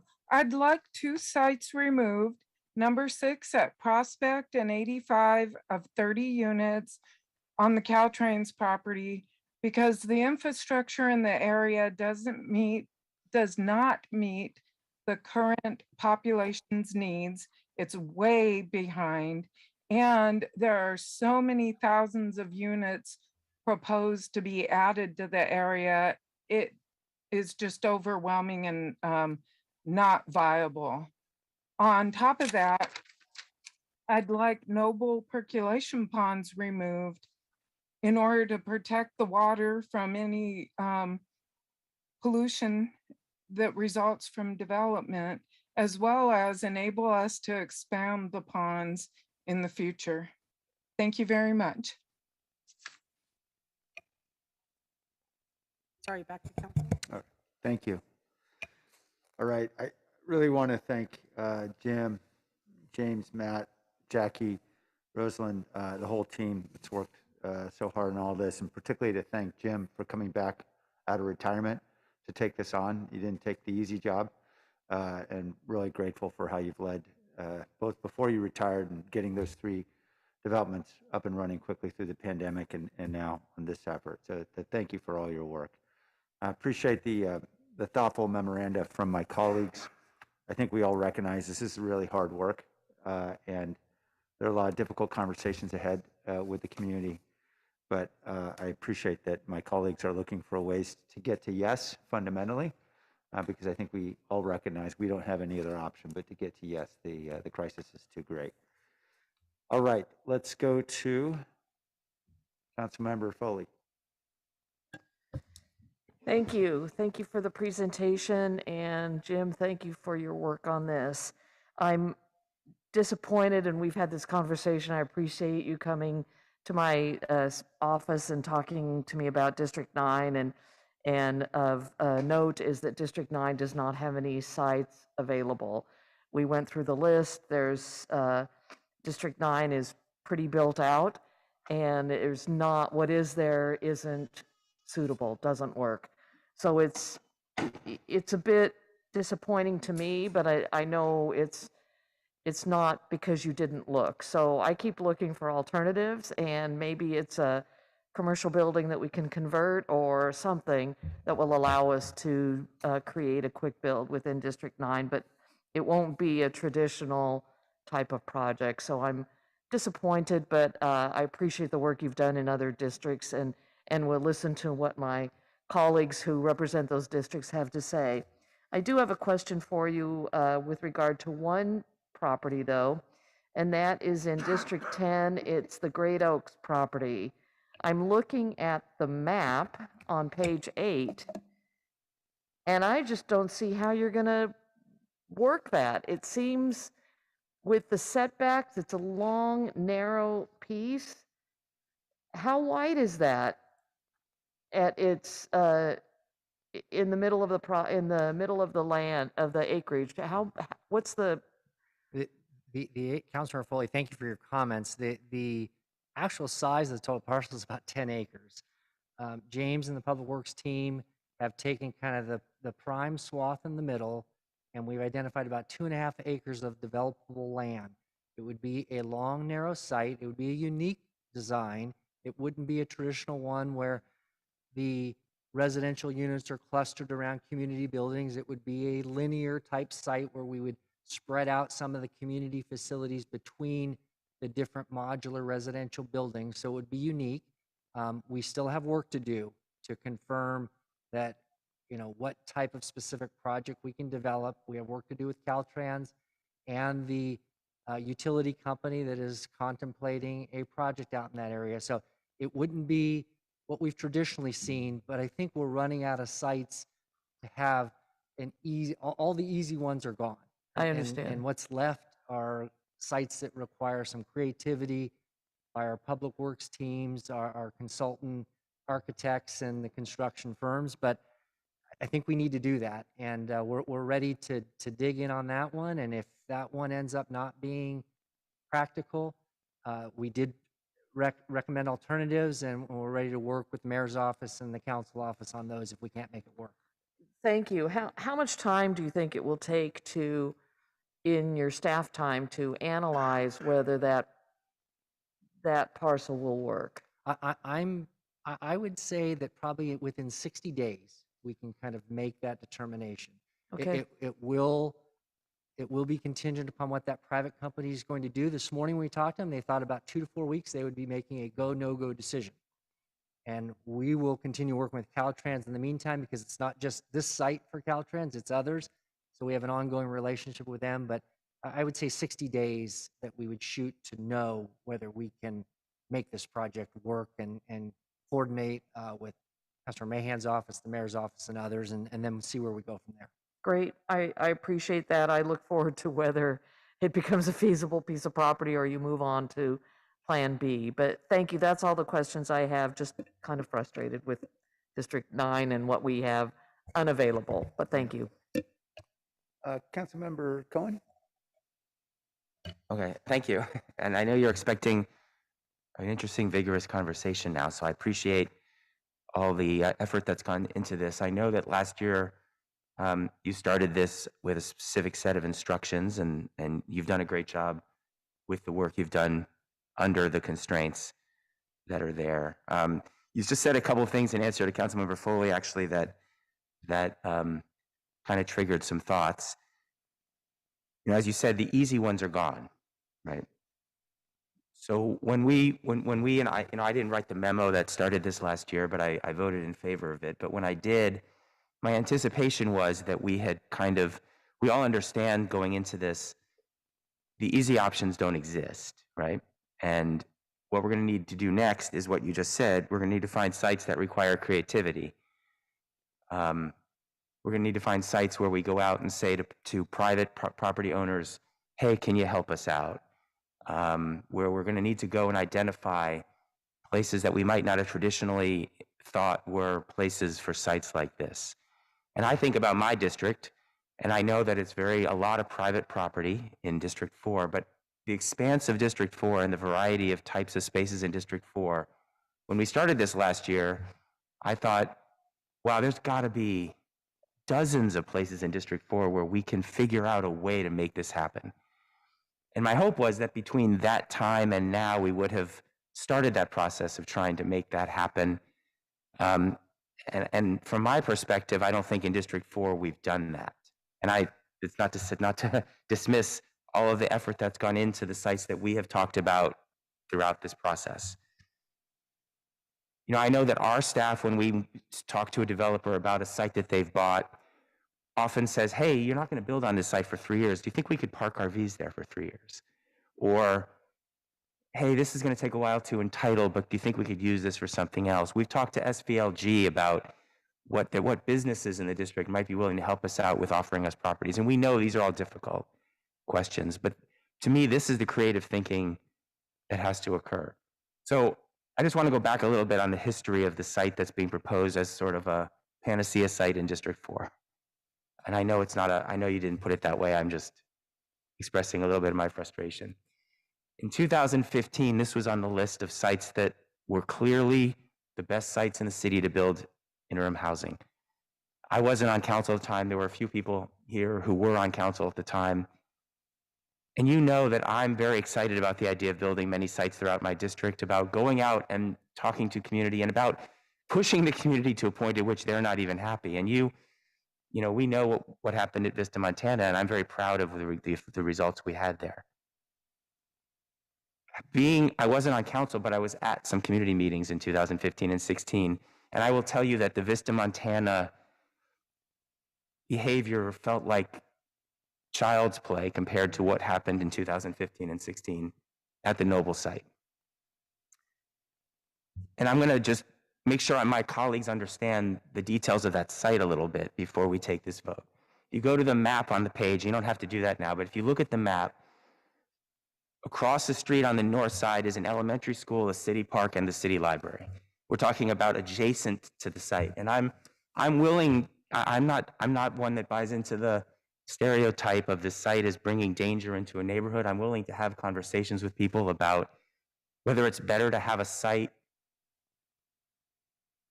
there than have people who are living 1 block away, which they are, underneath overpasses. But right adjacent to that site is an elementary school, a city library, and a city park. Right behind it are the ponds, which are a very, very heavily used recreational area in our community with people walking on trails. And 1 block to the west, to the south, to the west, is the middle school. So we have 2 schools, a park, recreational trails, and a library. Now these are all things that in theory are overcomable, but you can understand why the neighborhood has an outcry. And yes, it's not just that, but it's in the middle of a residential neighborhood at both sides. And yes, there's 8 houses adjacent to the site, but there's also an entire neighborhood of houses just to the west of that site. And so it's a very difficult site to justify, given that it doesn't also meet the criteria that I would suggest, which is proximity to services and transportation. The other sites that we've talked about in District 4 are within walking distance to a BART station, within walking distance to a VTA hub, within walking distance to a large supermarket. This site doesn't offer any of that. Yes, there is a bus line down Piedmont Road, but that's pretty much it.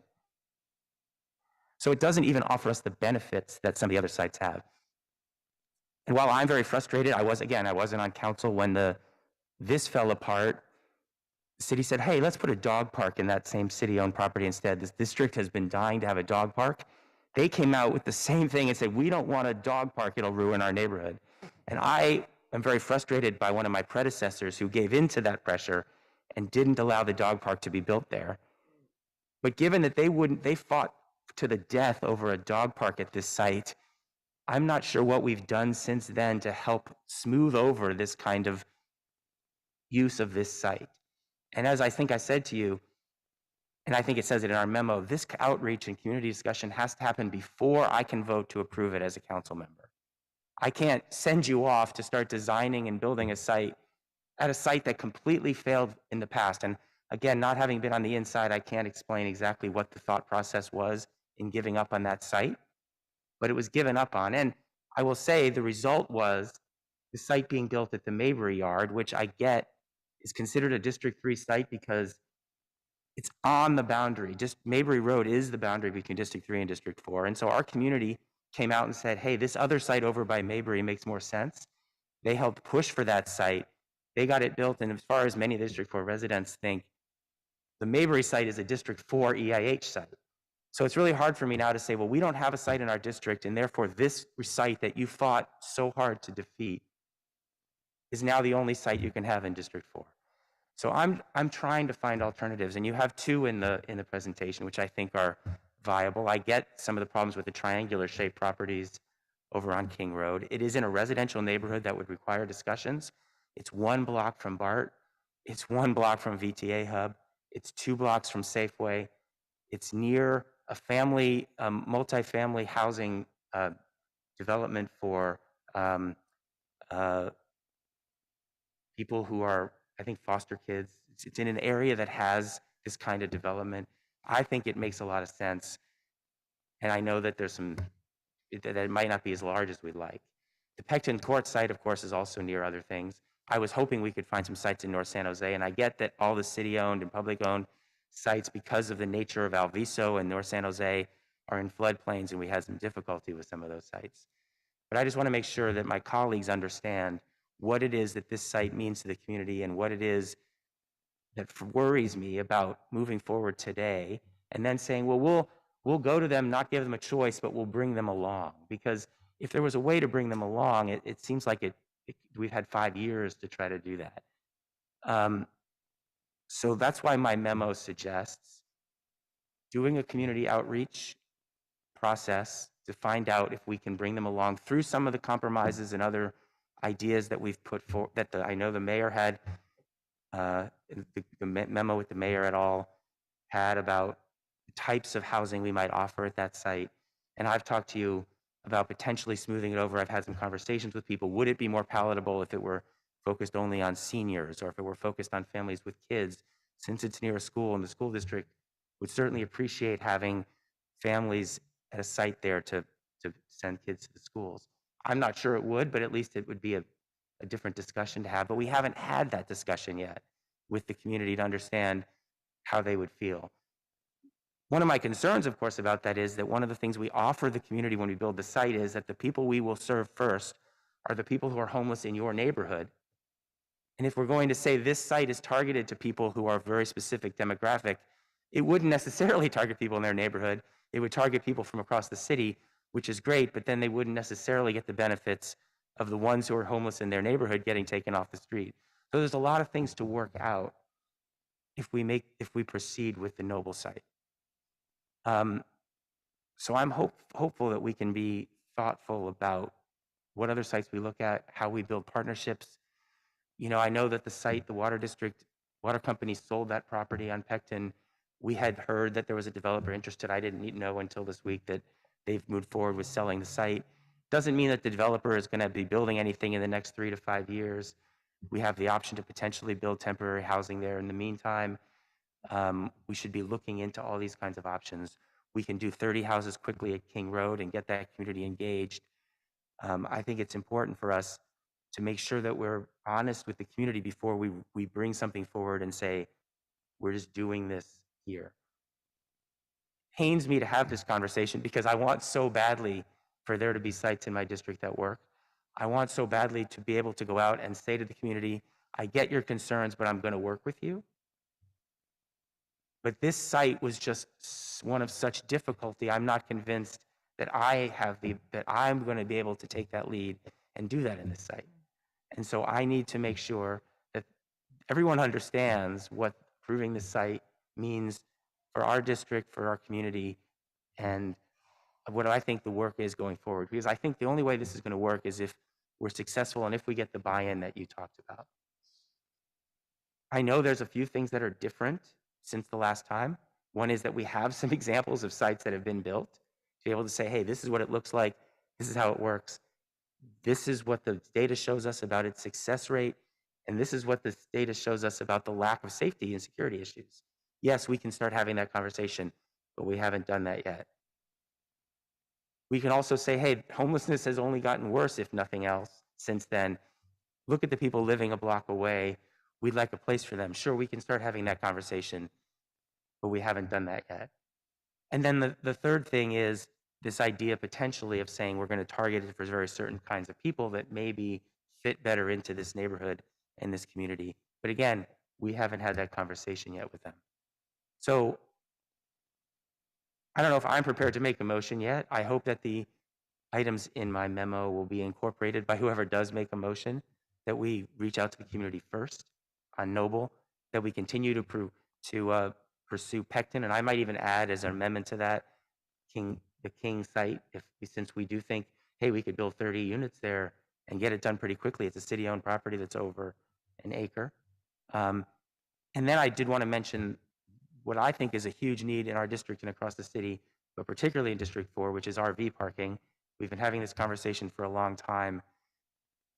The census seems to imply that District 4 actually has the highest number of RVs parked on streets across the city, but I'm not going to, don't quote me on that. I'm sure everybody will claim that their district has a big issue. But we do have sites that I think can work, and we recommend one of those in my memo as well, that we should pursue that in parallel with this. So those are the things I'd like included. I want to hear from the rest of my colleagues too, but just wanted to make those points. I was going to ask some questions along the way, but I think I just began, going into it. I don't know if you wanted to make any comments or answer any of the concerns I have or thoughts about what you think the community outreach process might look like, what the process will look like going forward if we improve it today, and how we might do what you suggest, Dolan, which is get the community on board in this case.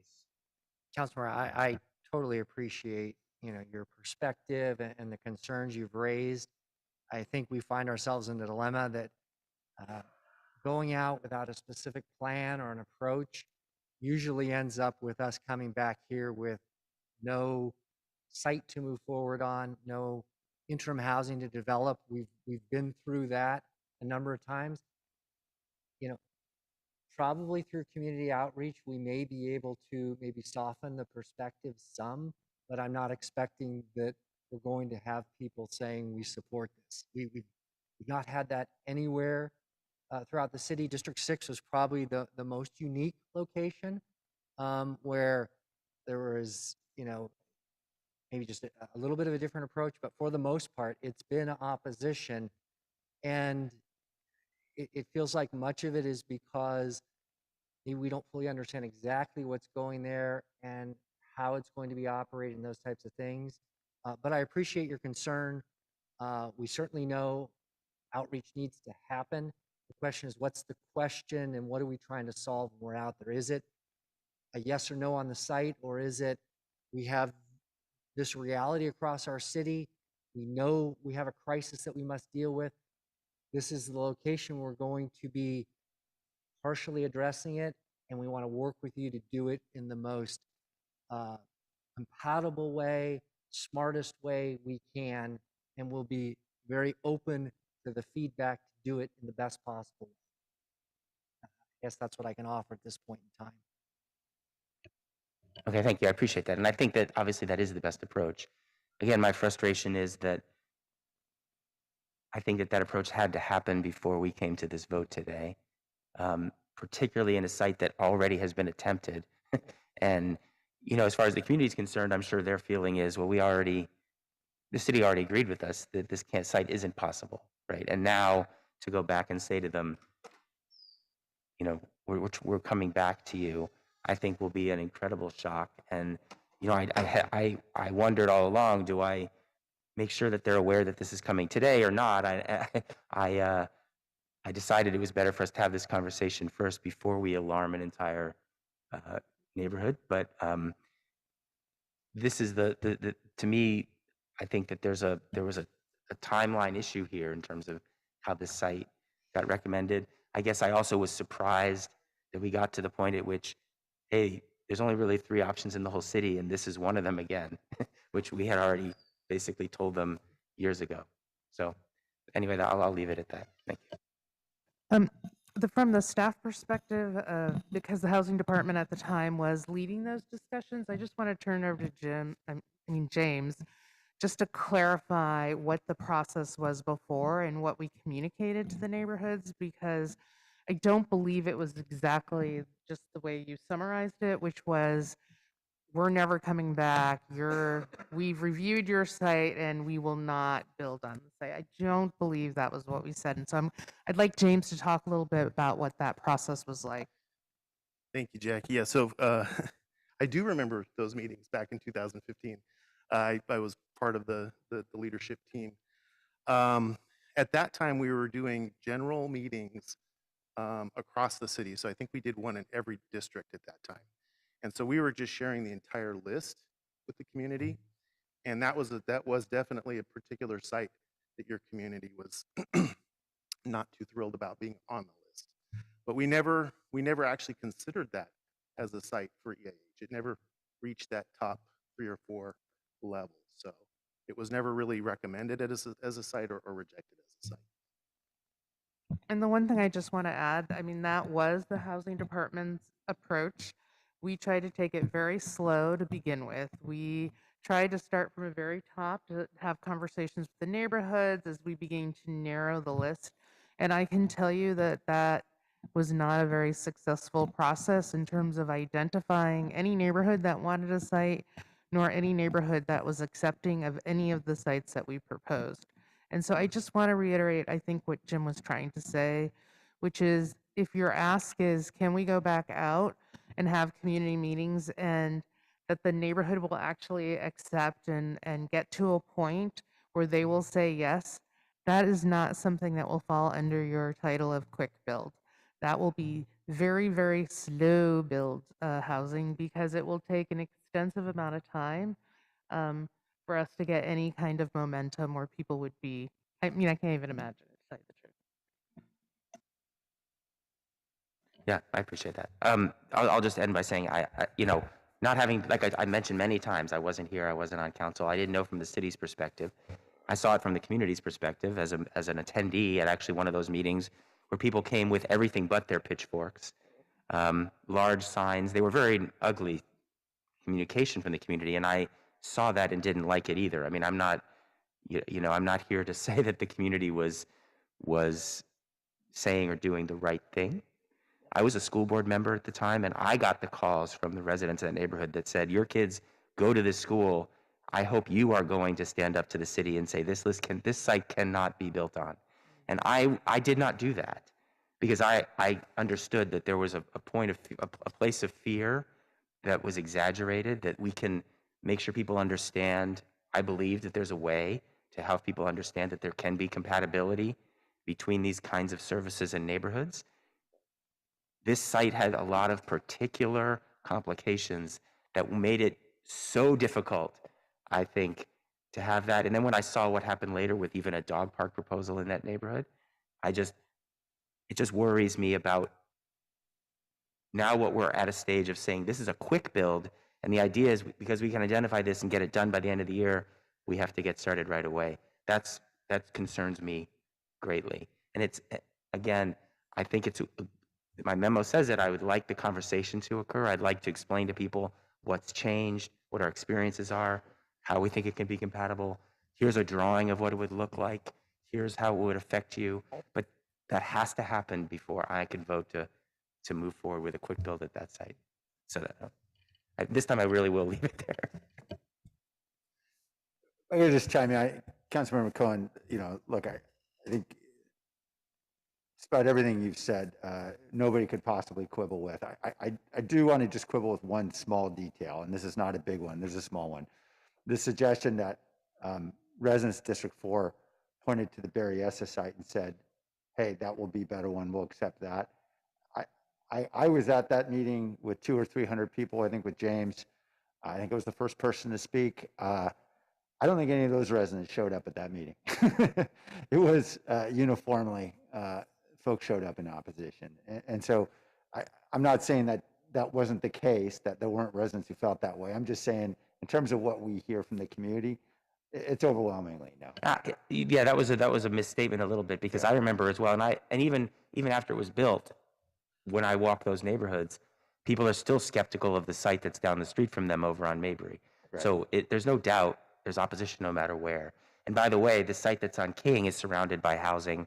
I've actually already stood on that corner and said to the residents who were worried about homelessness in that area and said, well, hey, what about this big property here? They weren't happy, but at least they're willing to have the conversation if we go and have the conversation. Nobody's going to be happy. I admit that part.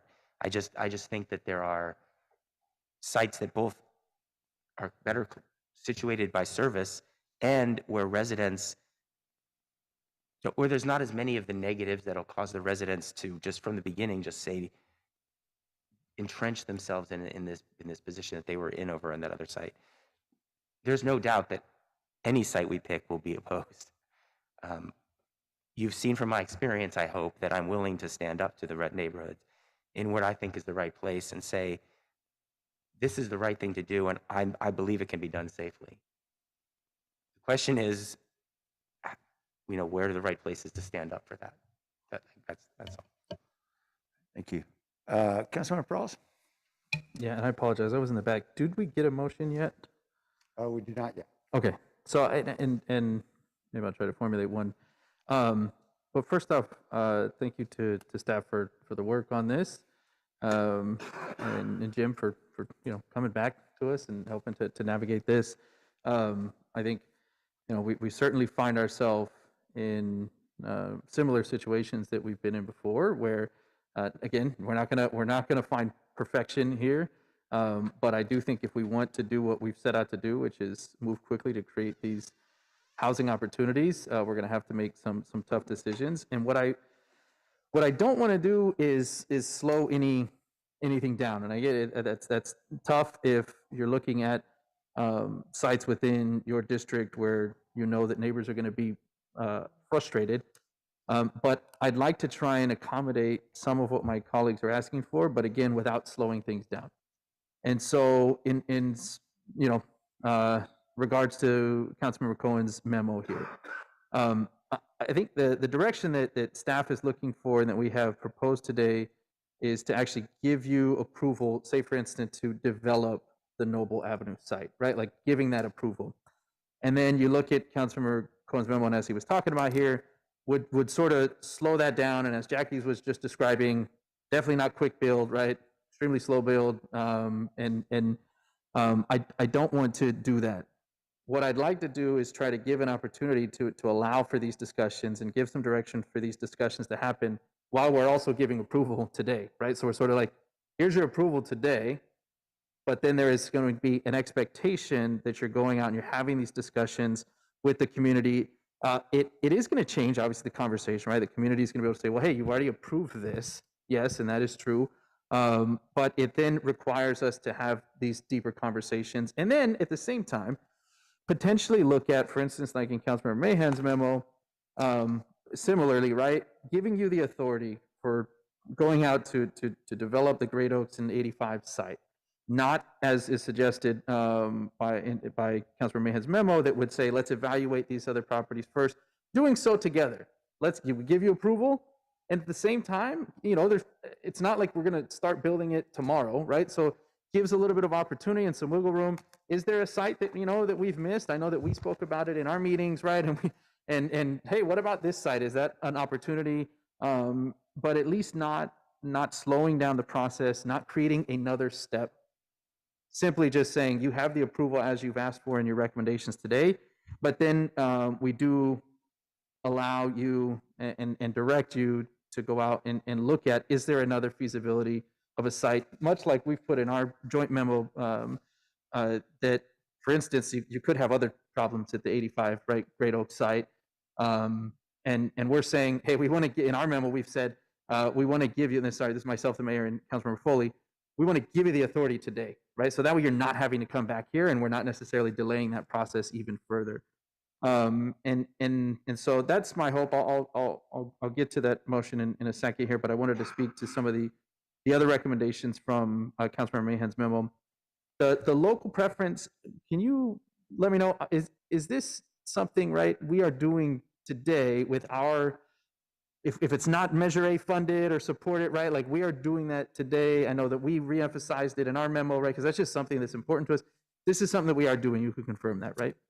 Yes, anything that is city funded, where we're the lead agency, like all of the EIHs and all the BHCs are 100% funded by the city of San Jose. We control who goes into those sites, and as the council has directed the housing department, we prioritize and welcome people who live in the surrounding neighborhoods.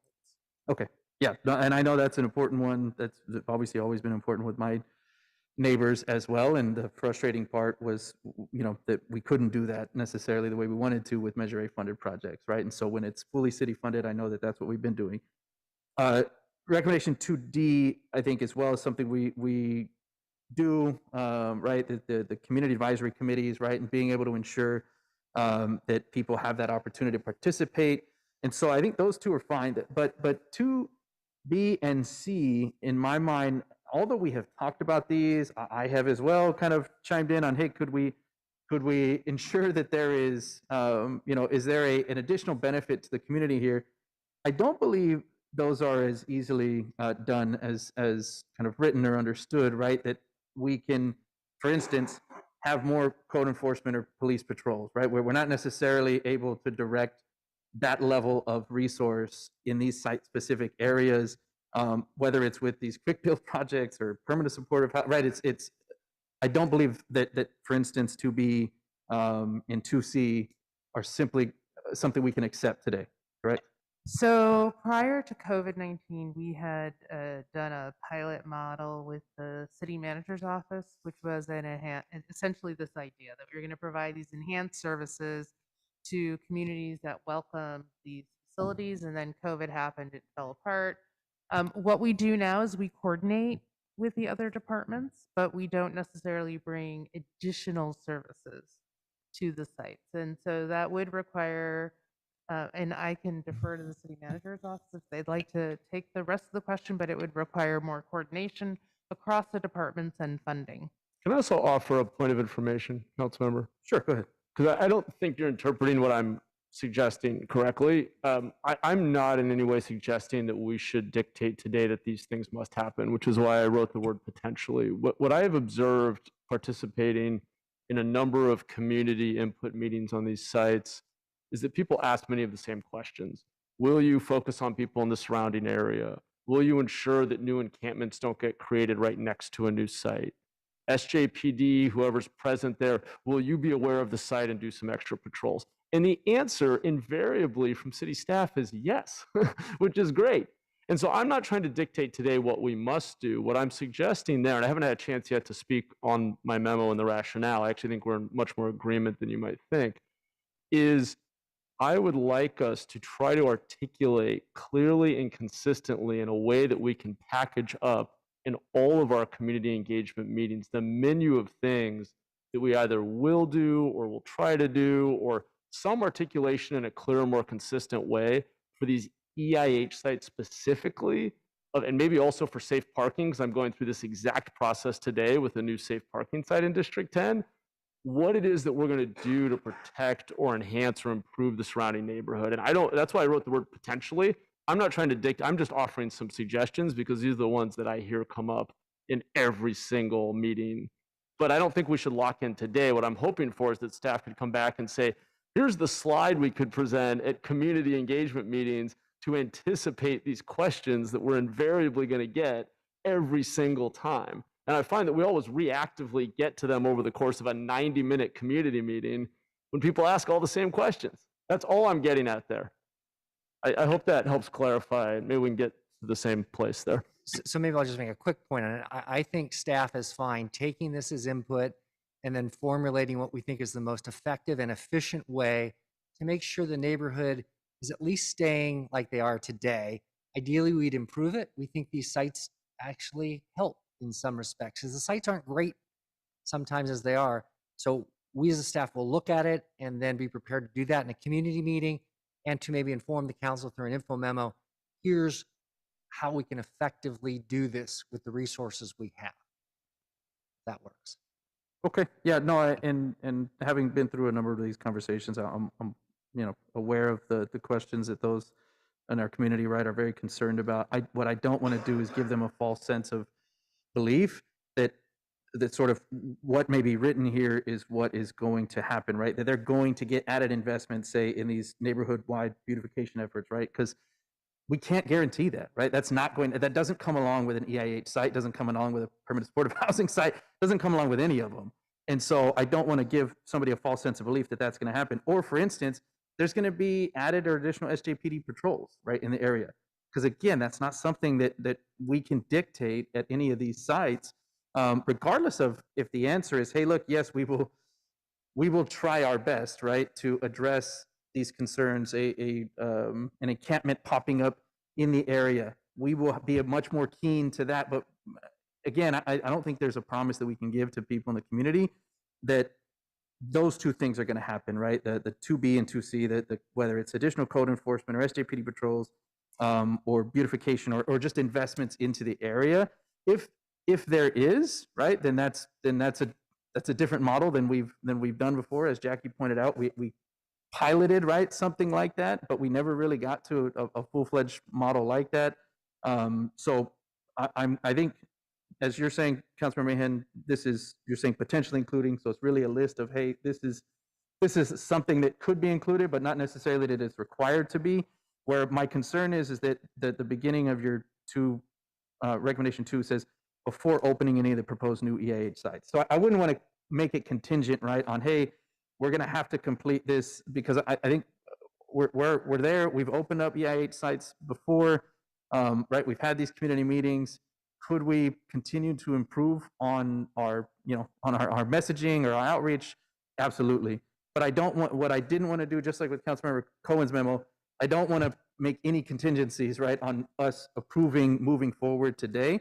That's kind of what I was getting to with both of these memos. I'm willing to make a motion, right, to accept the staff recommendations and then accept my colleagues' memos, but without any of the requirements, right? This to be that before opening, no, just right, that we're going to try to do this alongside, but there's no contingency, right? We're not going to halt progress on the Great Oak site. We're not going to halt, right, the progress on the Noble site.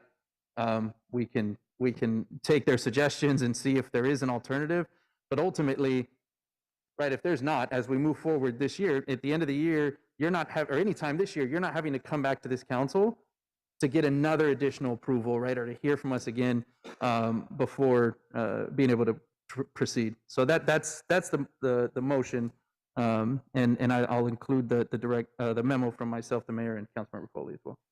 Second. Right, motion from Councilmember Pearl, second from Councilmember Davis. Councilor Mahan, I know you're about to speak. Let me just let me offer one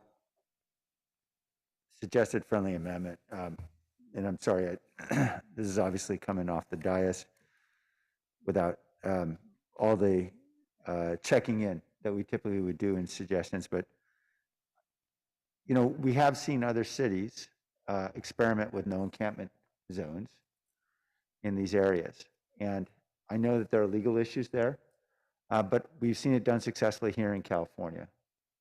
And I wonder if we could at least explore no encampment zones within some limited area around these EIHCs and come back to council perhaps in August or September. We know it's going to take a while to get the development and construction going to discuss to what extent we could create no encampment zones around these areas so that we can assure neighborhoods that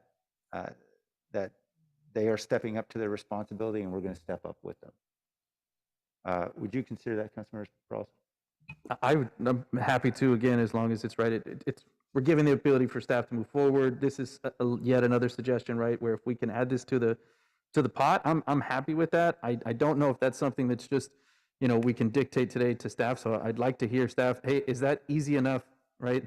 Hey, you're going to come back with a no encampment zone by the end of summer, or is that something that would require you to do a bit of policy work and you'd have to come back with an early consideration?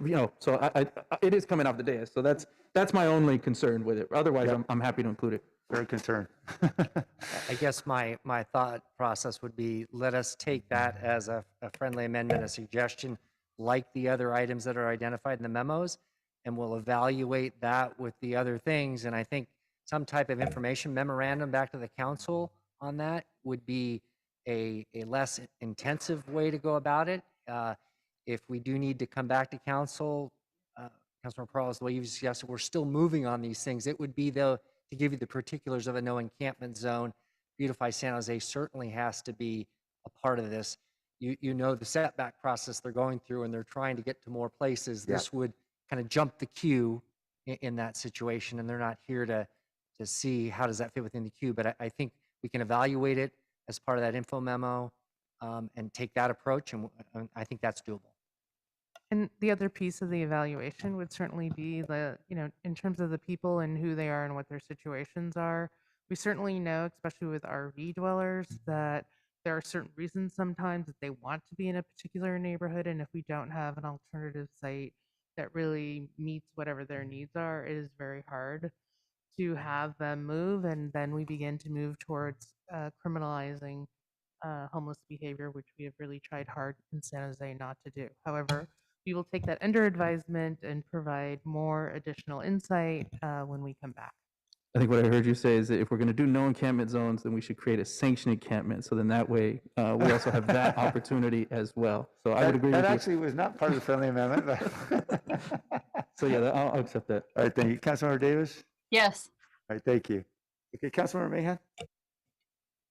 Thank you. Now I want to just go back and thank staff for all the great work here. I know Jim and the team have spent countless hours evaluating potential sites, communicating with council offices, and I appreciate all the hard work you've done. I am very committed to expanding EIH sites in our city and was an author of the original memo that set this in motion. So I am continue to be very committed to that outcome. And I do want to make clear that I did not in any way intend for my memo today, which did come a little late, to be an obstacle to moving forward to site in District 10. I think it's really important that District 10 take on a site. Ironically, I've been through this process now a couple times and don't have a site in my district yet, thanks to redistricting. But you know, to some of the points Councilmember Peralez made, I'll just take the second point first in my memo, since we were just talking about that. What I'm really talking about here is improving our communication. I've sat in on enough of these meetings for both EIH and safe parking sites to, I think we all know the questions that come up and the answers that we give. And frankly, I have heard city staff multiple times now say, oh no, we will absolutely not allow a new encampment to be set up right next to this site. So if we're saying that to the public when pressed, we need to decide if we're going to be consistent in that or not. Is that a policy or not, and how are we going to do that? Because when pressed by a room full of a couple hundred frustrated community members, I've heard us make a lot of commitments about what we're going to do to ensure that the surrounding neighborhood is not worse off because of the presence of a new site. And I think that's what the community is fundamentally asking for and deserves. And so we need to better clarify and codify what things we are willing to do to ensure that that's true. And I don't think that needs to include criminalizing homelessness, but I think it does need to include, we're going to do a bunch of outreach to those who are unhoused in the vicinity within a half mile or whatever it might be. We are going to coordinate with the local police captain to make sure they're aware of when the site's opening and who's at the site, and that that's on their radar, whatever steps they are. And I did not mean for my memo to dictate what those have to be. What I am a little frustrated with and want to move us past is us answering these questions inconsistently and reactively over the course of 90-minute meetings with community members who are frustrated and ought to see it up front, anticipated in the slide deck that we present to them at the beginning of the meeting. So that's really what I'm referring to in item 2, is just improving our communication, but not as, did not mean that as a barrier. The reason I put before opening these sites is that I assume we're going to have, in fact, I know we're going to have one or more community meetings, and I've already been speaking with the housing department about this. I'd like to see our slide deck up front be more robust and anticipate more of these questions. That's really all I'm pointing to there.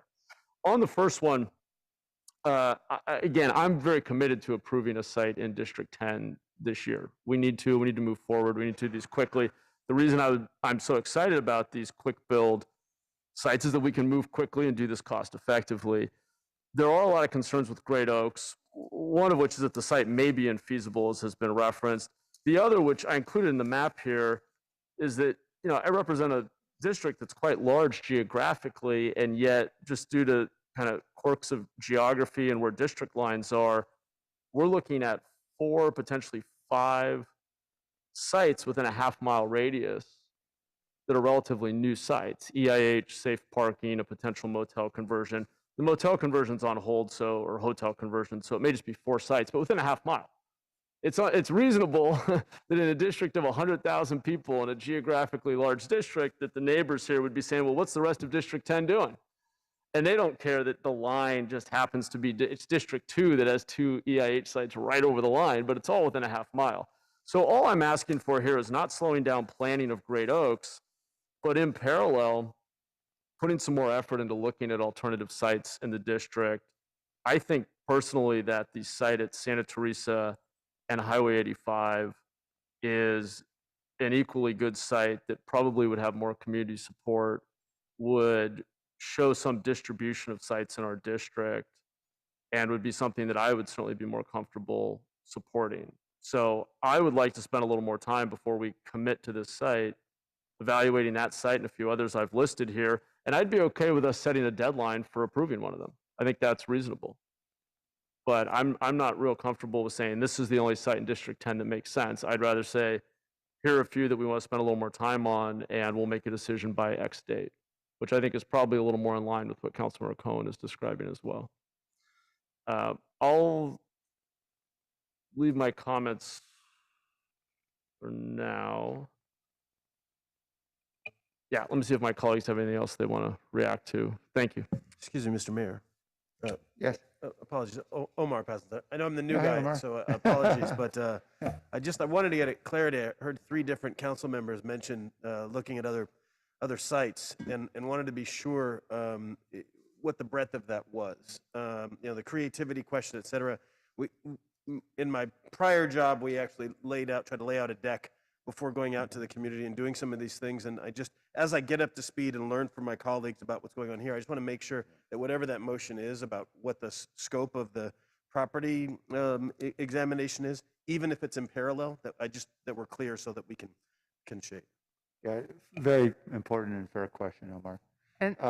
And then just adding to that, the clarity on the number of days, as Councilmember Mahan, the clarity of number of days, I'm not sure that I heard, like, how much time are you giving us to do these explorations into these other sites? And if nothing comes up, then we're moving full speed ahead. What is that time frame? Yeah. Councilmember Prost, do you want to? Yeah. So your timeline would start today. You could move forward and not have to change your direction today. That's the whole point of initially approving, the development of the sites within your memo. What I'm allowing in my motion is that my colleagues have suggested, right, taking a look at some other sites, this additional, maybe updating the presentation as Councilmember Mahan has just described, doing those in parallel. But if you're not successful, right, where you get to a point where you're going, we are so deep in moving forward with, the Noble site, we are not turning back now. We may just add another site in District 4, right? We may not substitute one, but if we find another viable site in District 4, great, we go forward. I couldn't tell you when that timeline is, because it's going to come to a point where you're going to say we are far enough ahead with these sites that there's no turning back. And so that's what I don't want to do is as Councilman Mahan just suggested, hey, let's put a time certain, let's give it a month or something. I don't want to do that. I don't want to come back here, right, to have this same conversation again. We're gonna, whatever, I can guarantee if we find another site, there's also gonna be something wrong with that one, right? So I haven't found one site where we've done permanent supportive housing, safe parking, emergency interim housing in my district that we've approved, which is the most that any of the council member has. I've not found one where the community has said, oh, that's a lovely site, right? We'd love to do it there. I've had the protesters, right, and the people yelling and, right, again, coming with everything besides pitchforks, right, to these meetings. And so, and I think that's going to be the case regardless. So if we are going to accept this as we've asked for it to be, quick build moving forward, I think you've done that work. We need to grant you the authority to move forward today. And at the same time, asking you to provide some due diligence. I'm imagining Councilmember Cohen and Councilmember Mahan want to help you and meet with you quickly and say, let's really, really, right, do our due diligence and look at some of these other sites. And if something pops up quickly where you think you have time to shift away from what we've approved today, great, right? Then I'm almost like what we've put in our memo, Mayor and Councilmember Foley, where we're sort of giving some authority, right? Where hey, if that particular site doesn't work out, right, you find another alternative in D10, go with it, right? Then maybe we can add the same language with D4 today, right? And say, if that particular site doesn't is not the best, you don't have to come back here for that authority. You can adopt another site.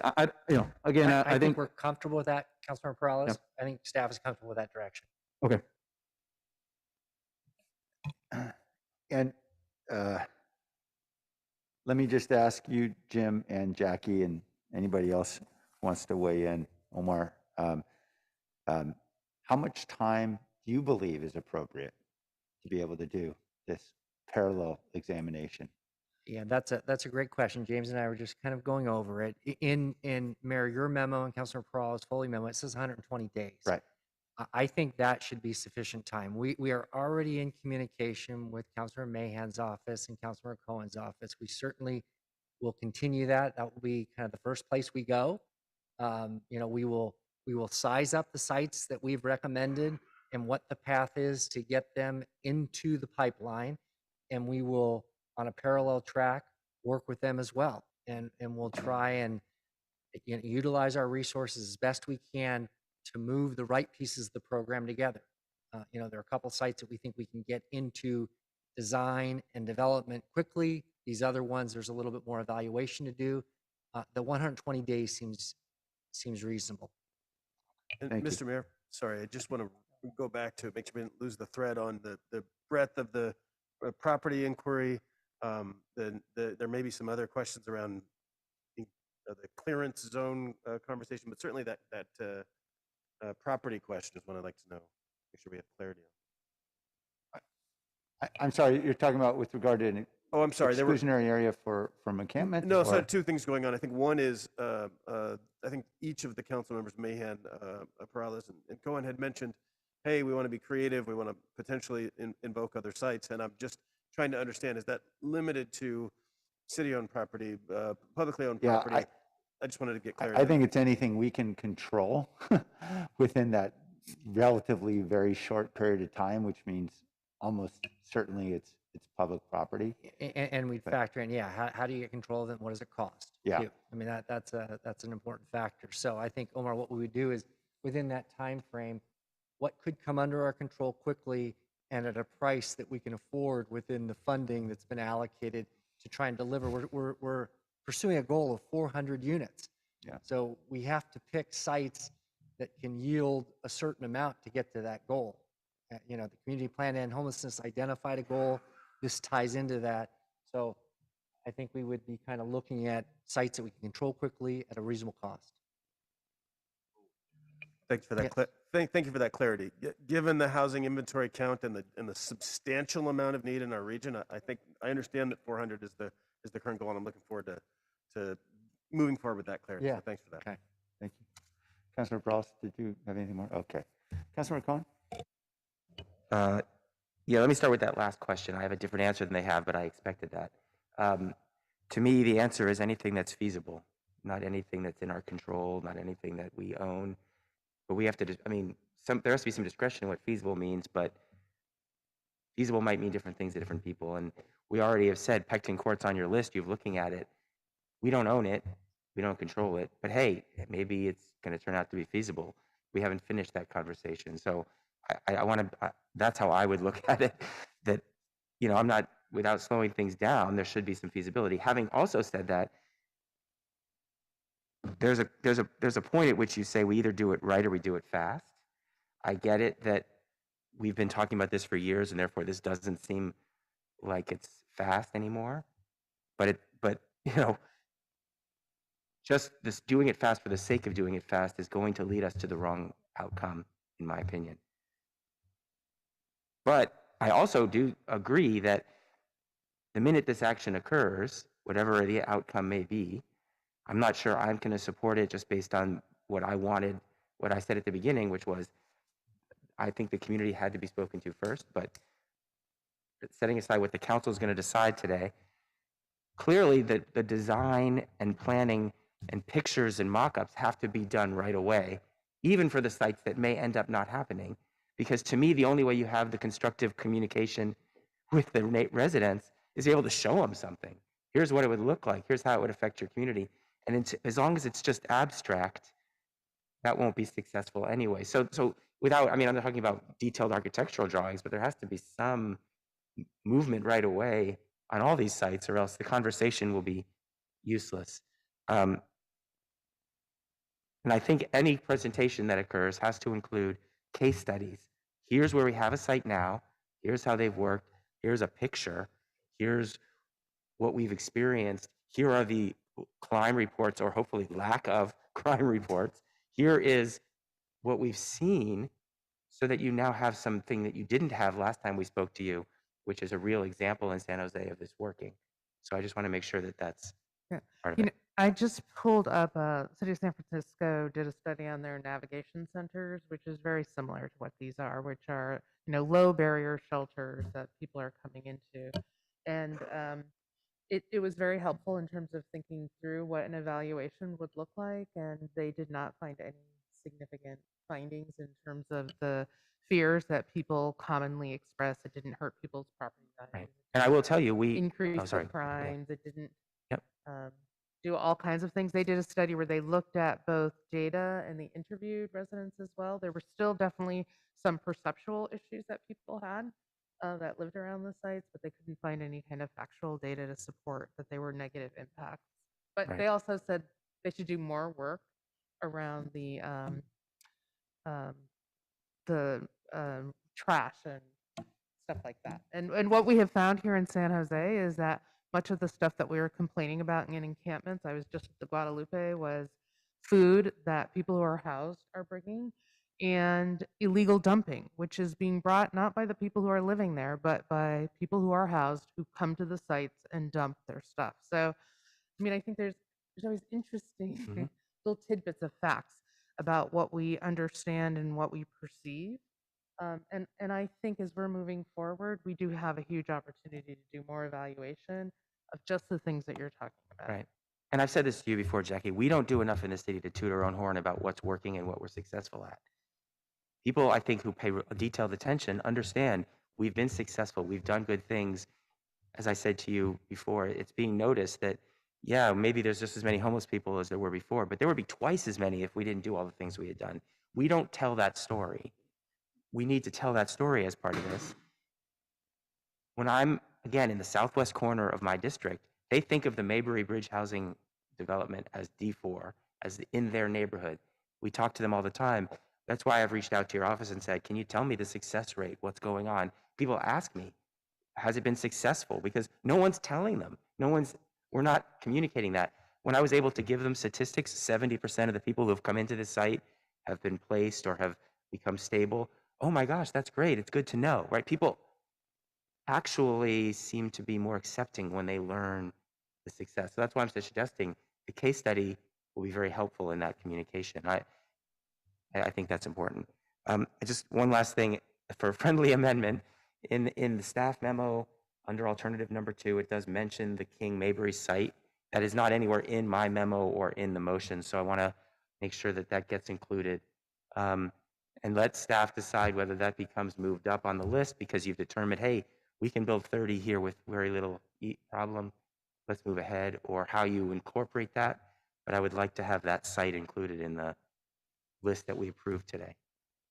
Yeah, I think that's fine, as well as the Pectin Court. As you, Pectin Court's already in the memo. Yeah, I was that's going to why. say, I think it doesn't have to be, as the mayor described, it doesn't have to be, under the Okay. city control. Right. Well, King Road is, though. Yeah. Yeah. Yeah, but both of those, I Yeah. think, Okay. I think the word that you would use was just feasible, right? Like Yeah. and again, is it as long as it's not going to, to truly delay our progress on moving forward here, then great. That's why we're doing it in parallel. And what I would say again is, we may find something that works, and we may ultimately do, get additional sites, right? It may not even be an alternative. There may be additional, because we know that we still need more, even beyond what we're proving today. And so hopefully the work doesn't go, for nothing, right? Even if you're going in parallel, and you may be ultimately with an additional site. Yeah, actually, that was going to be the last point I was going to make. I forgot about that. Just a quick Sorry, go ahead. Councilmember. So we're happy to do that work. I think what we need to do is just be very smart and efficient about how we do it. We aren't going to design 4 sites in those 2 districts, take it to, a very far distance. I think what we want to do is evaluate it and lay it out to a level that we know whether it would be a practical, what are the best projects? And that's where we need to stop, because there is limited capacity within Public Works to do all these. So we're not designing 4 sites in this district, 4 sites in that one. We're taking it to that efficient level of understanding and then making decisions. Perfect. If that makes sense. Yes. I just wanted to make sure that that site was included by name somewhere in the motion. The only other thing I would say is exactly what Councilmember Perales said. I was going to say, I don't expect this to end. Let's say we said all these 3 sites work and we build them at the end of the year. I would expect that our plan is we're going to need even more, and we're going to keep going. And that's why, back to your question about what's feasible, what's not, how do we be creative? This process isn't ending with this action now. We may then learn about sites, hey, that are in the next round through the conversations we begin having. as a result of looking for feasible sites. So that's all I wanted to add. Councilmember Mahan? Okay, Councilmember Peralta? Yeah, I just wanted to add, I definitely think it's valuable to give community, especially those that may be in opposition, an opportunity to see these sites that are already built. And we took that approach with both permanent supportive housing developments and EIH sites when we had the very first neighbors that spoke up in opposition. My office was offering to them to go and tour the other sites. So they could actually see it, right? They can see what the surrounding area looks like, see what the sites themselves look like. And we had a number of neighbors that took us up on that and actually went and got to tour the sites. And, there wasn't all, positive feedback. Some of it was critiques, well, we'd like to see this and that. But overwhelmingly, they felt much more comfortable once they saw it, especially for those of them that in their mind, it's what's at the Guadalupe River, right? Or they're imagining an encampment site, right? And when they see these emerging inter-housing sites or supportive housing developments, I think they get a much better feeling for what is actually there. So to you, what you were saying, Councilmember Mahan, on Councilmember Cohen, on there's an unknown, right, for a lot of these neighbors until they actually see it. And I think there is a ton of success that we don't. I wouldn't say we're doing a bad job. It's just it's not necessarily right well known to the community how successful some of these sites may be. And so I would encourage anybody that ends up with one of these sites or other sites to take a tour with your residents of some of the other sites that are open, or the one by the police parking lot, right, that's under construction, or just different phases, right, for them to be able to see what is going on out there. And thank you for sharing that on the success rate. I don't know if you have that in a summary, Jackie, on the success, like at the Mayberry site, like, hey, 70% of residents, right? I think having that success, the success stories and just the data is also very helpful if there's a one-pager on that on certain example sites. So that's it. Thanks.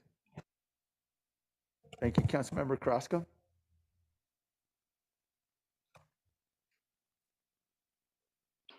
Thank you. Thank you. I'm enjoying the important conversation that's taking place. And I wanted to just chime in on the one site that was identified in District 5. And of course, Jim and I have had an extensive conversation over this little parcel of land.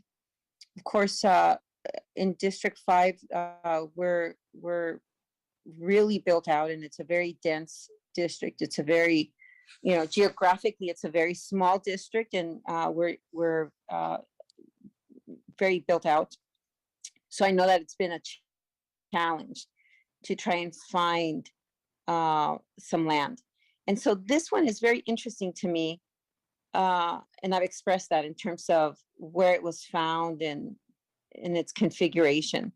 And it's on an exit ramp.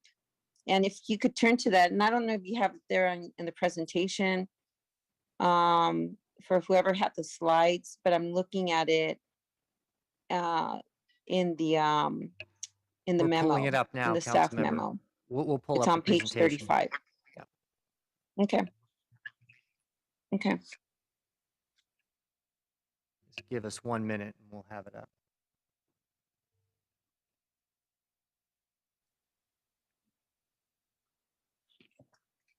And so let me know when you have it up.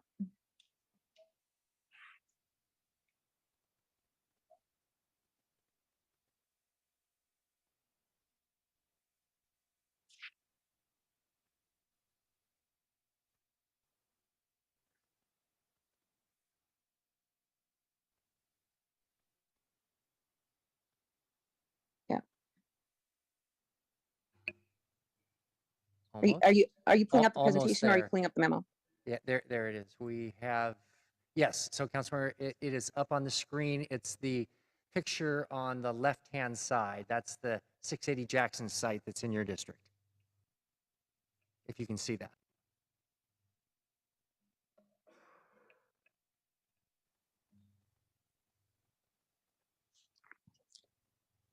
Councilmember Carrasco, can you see the slide?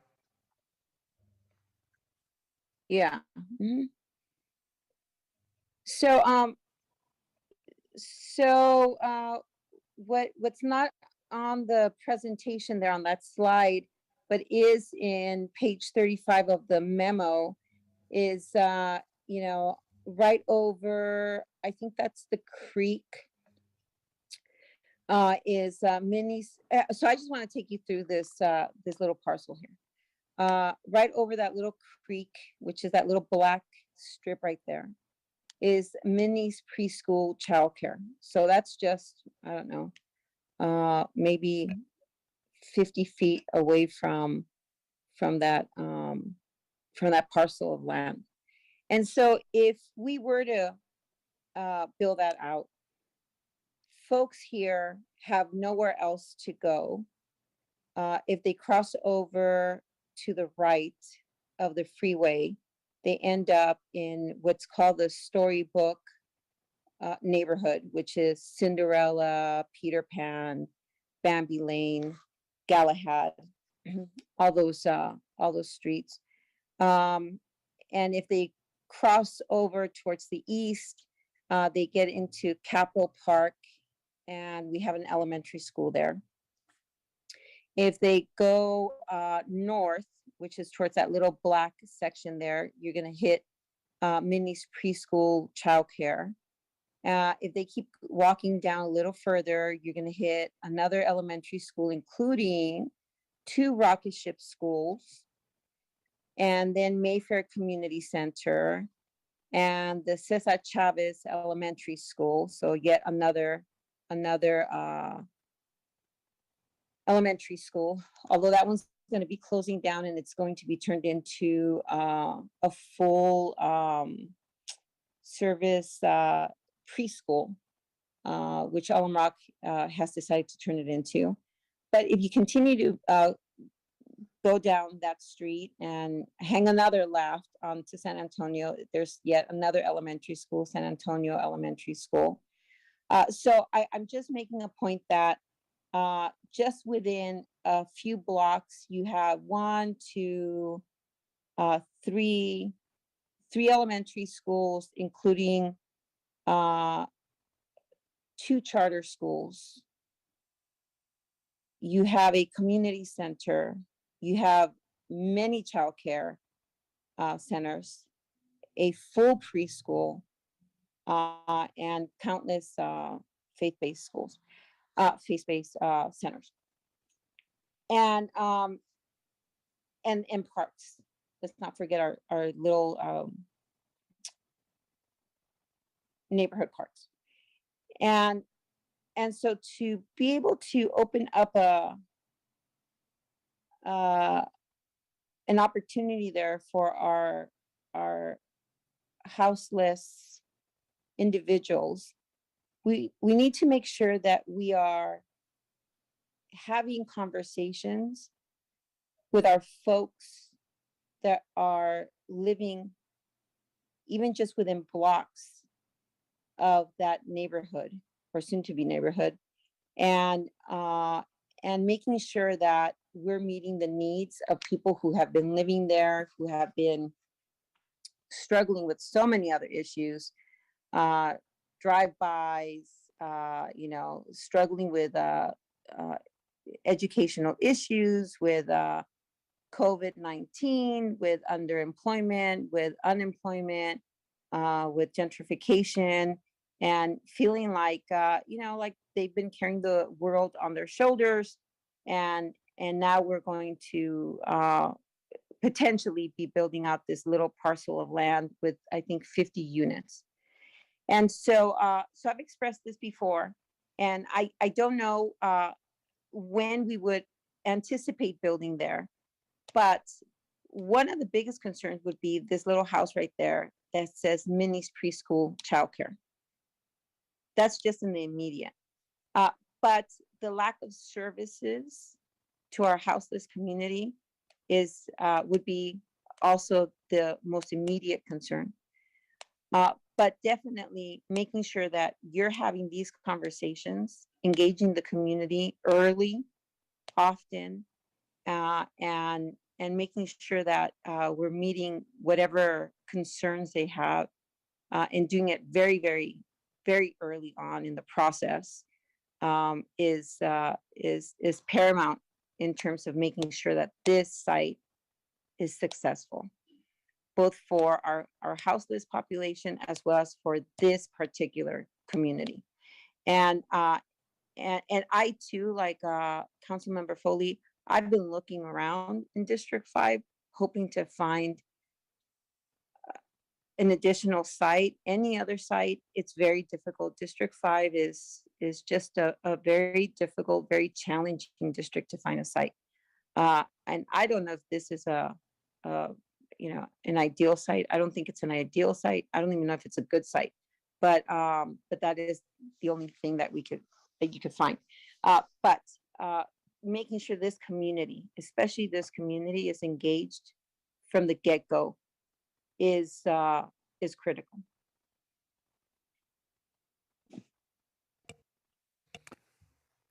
Councilor Kraska, did you? Well, I wanted some feedback and Sure. really have a commitment and a commitment put on record. This I can't envision this going forward in any shape or fashion without that kind of a commitment. Councilmember Carrasco, this is Jim Ortball. Just a couple of thoughts. One, yes, we've talked on this location and about your district on a number of occasions. There just aren't many opportunities. You know, the reality is at this point in time, this is the best site that we could identify. We're not identifying it as an immediate priority for development. We have 4 other locations identified ahead of it, and given our capacity and funding, our approach would be to initiate those 4 in this next upcoming fiscal year. And once we have those in the pipeline, we're confident on the delivery of those other locations, and they're on the path to delivery, we would then refocus to looking at this site. We would see, does the need still exist? Is the funding there? And then contemplate the community outreach at that point in time. We can't see developing this site, physically developing it anytime within the next couple of years. I would anticipate maybe in 2023 that we would be more specific about when we would start outreach, and it would be based upon the progress we've made on the other 4 sites and the funding availability and capacity that we still have. So it is being recommended as a future priority, and we're not in a position today to move on this project. And we would do some level of assessment when we've made enough progress on the other sites to say, yes, do we want to still move forward on this? Does it still make practical sense? And do we have the capacity and need to still go forward with it? So I can't see anything happening on this site in the remainder of this calendar year. And then we would reassess in 2023. And when we brought back progress reports to the council, we would let them know where this is moving in terms of up the prioritization list and the timing of it. So that's, I think, what we know today. And we're certainly will keep you in the loop in terms of timing and anything that changes in that regard. Yeah. Well, thank you. And of course, in 6 months from now, you won't have to keep me in the loop. But except as a citizen of the great city of San Jose. But hopefully, the next council member will understand the significance of making sure that the community is kept in the loop. But this is why I'm bringing it up, because I'm hoping that as a matter of record, we understand that it will still be critical, whether I'm here or not, that this community is engaged and is part of this dialogue. Again, I won't be here after December, but I can't imagine that I am the only council member that thinks that this dialogue is important.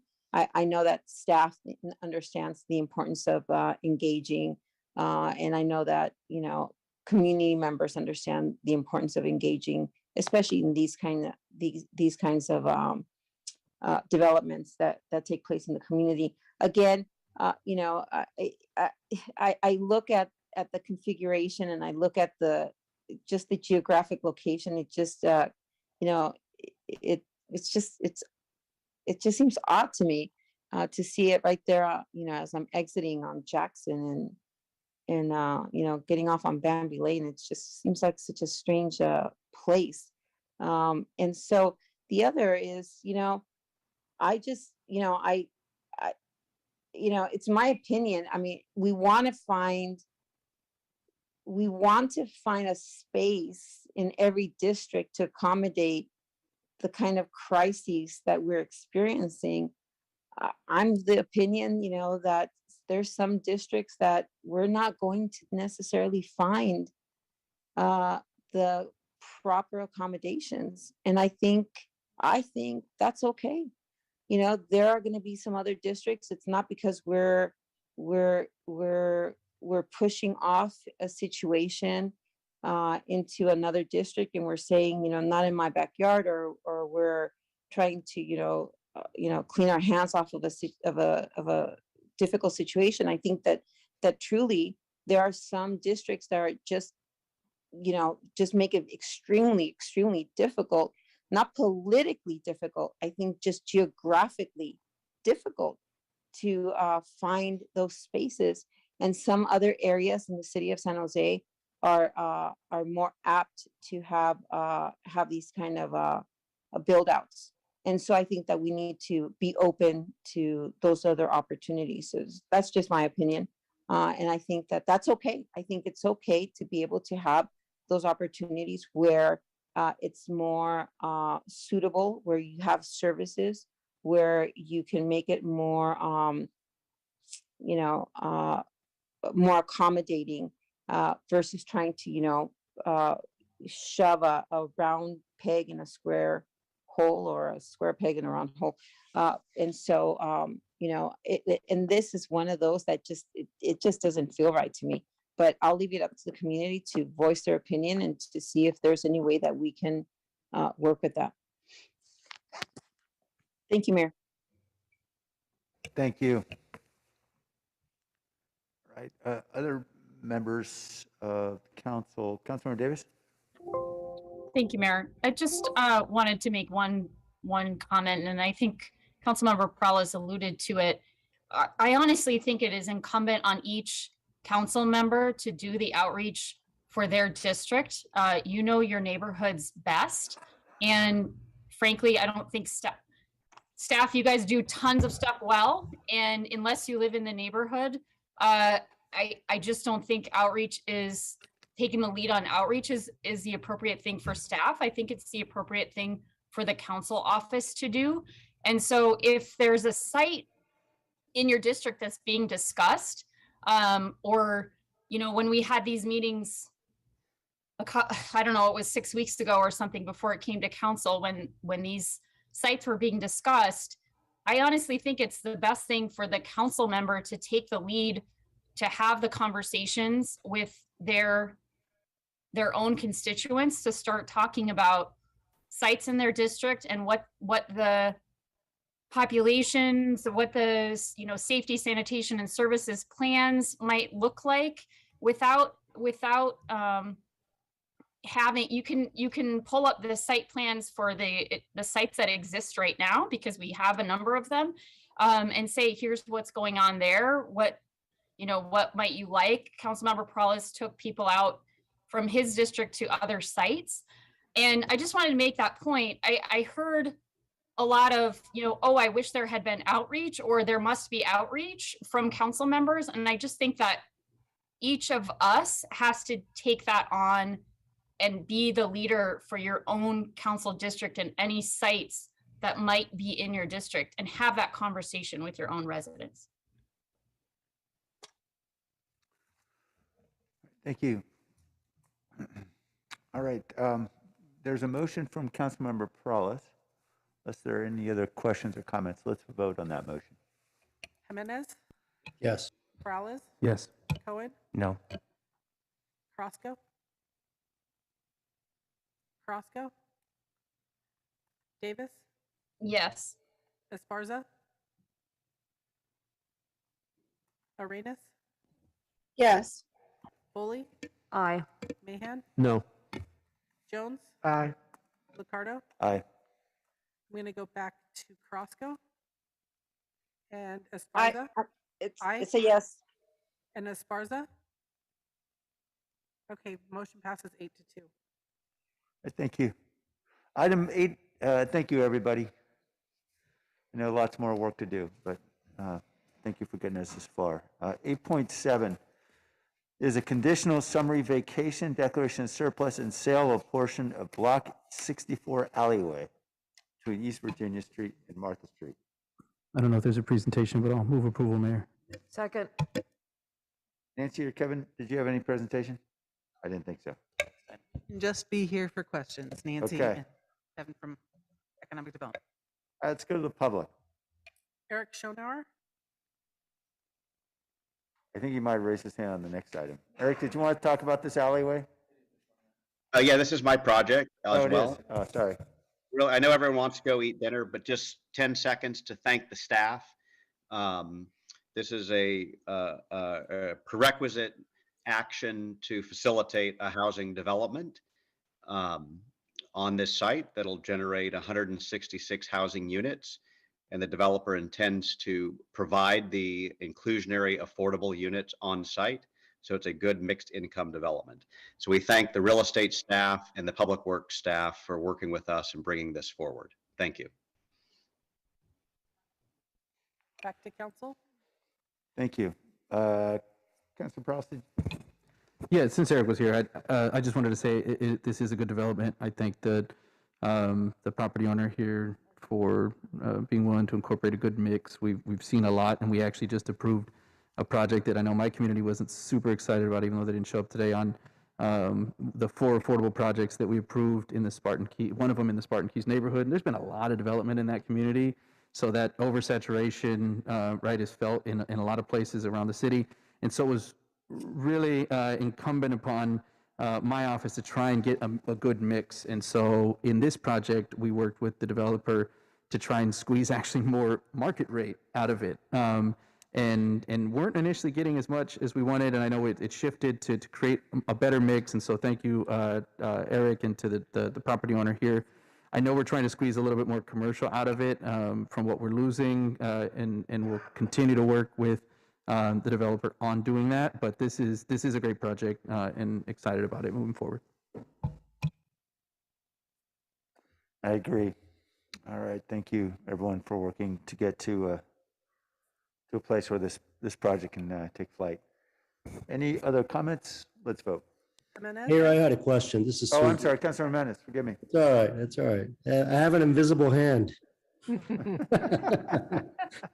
I'm kidding. The question I had was for Councilmember Perales or Eric, if he's on the line. So just so I understand, is this project including, I think I heard you mentioned that it's including affordable and market rate units all in the same buildings, if you will? Is that correct? Yeah, it's actually mixed income. It's got a variety. Eric, I don't know if you want to describe what the mix is on there.